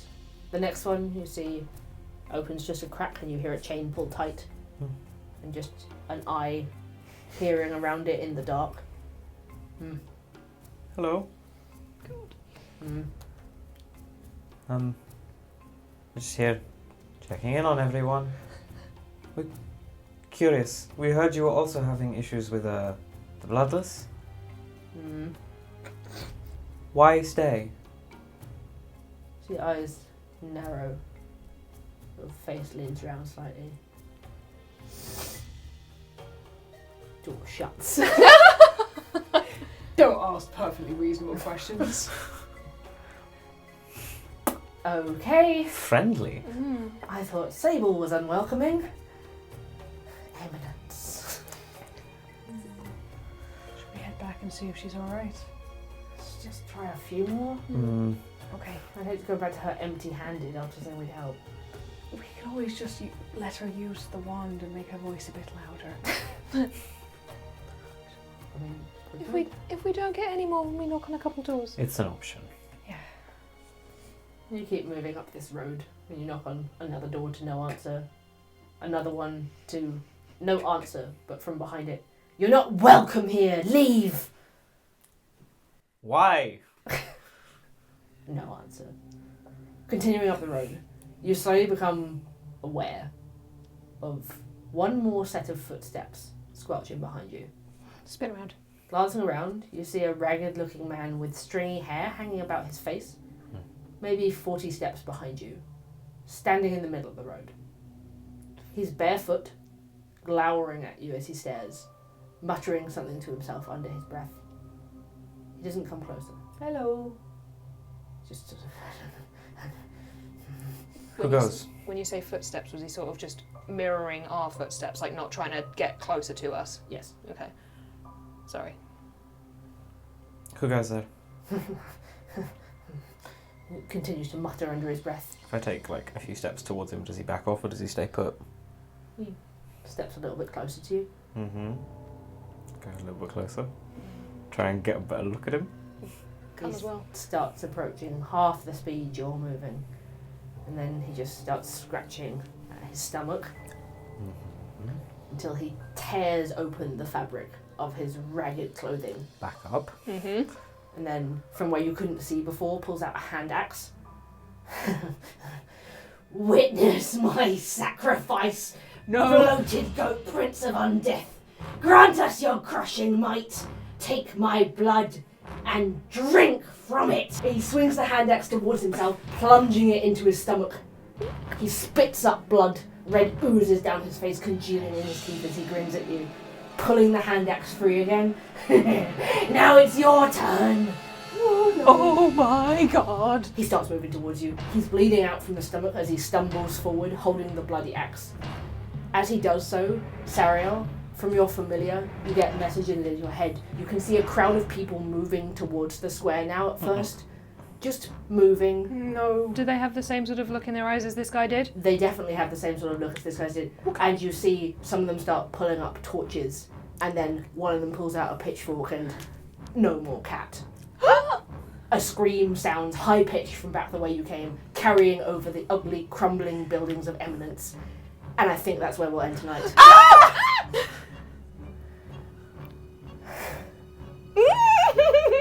F Trinity. Oh no! Orcus Town. Orcus Town! Well. Oh god! Well. I wonder why they're not leaving. Orcus devour us. Well, thanks for that. You won't catch me here next session. Thank you, I'm going. You're very, very welcome. Goodbye. Goodbye. I resign. Thank you for DMing! Thank you for DMing. I hope you enjoyed yourselves. Oh, hell yeah. Oh, I had to God. put you through a sermon, and then you fought some creepy plants. And And now this. Now there's this. a guy's cutting himself open with a hand axe. Hated it. Hate that. Thank you so much for DMing. Thank you guys for playing. I can't wait for next week to find out what's happened to Trinity. Help. Same, honestly. But until then, if you enjoyed this, enjoy is relative. I mean, if you were horrified, if you thought this was really gross, maybe give it a share on social media. Yeah. Tell your friends who might also want to be grossed out. And we'd love you to like our video and comment underneath it if you enjoyed it. Please. But until next time, we are nyxrising, and we love you. Love you. Bye. Bye.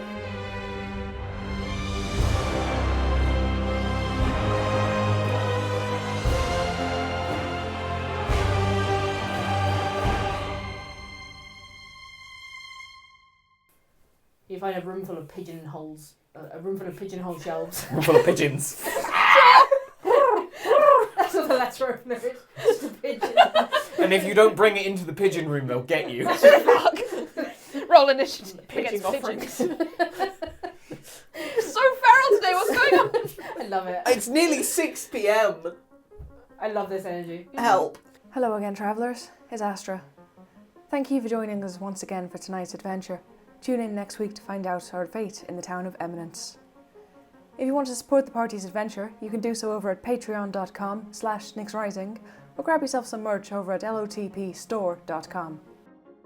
And special thank yous, as always, to our executive producers, Leah Moran, Meghan Charles, Benedict Allen, Adira A, Katie B, Emily Hogarth, Jameson M, Lissa, Sophie Johnson, Katelyn Ferguson, and Alexandra Johnson.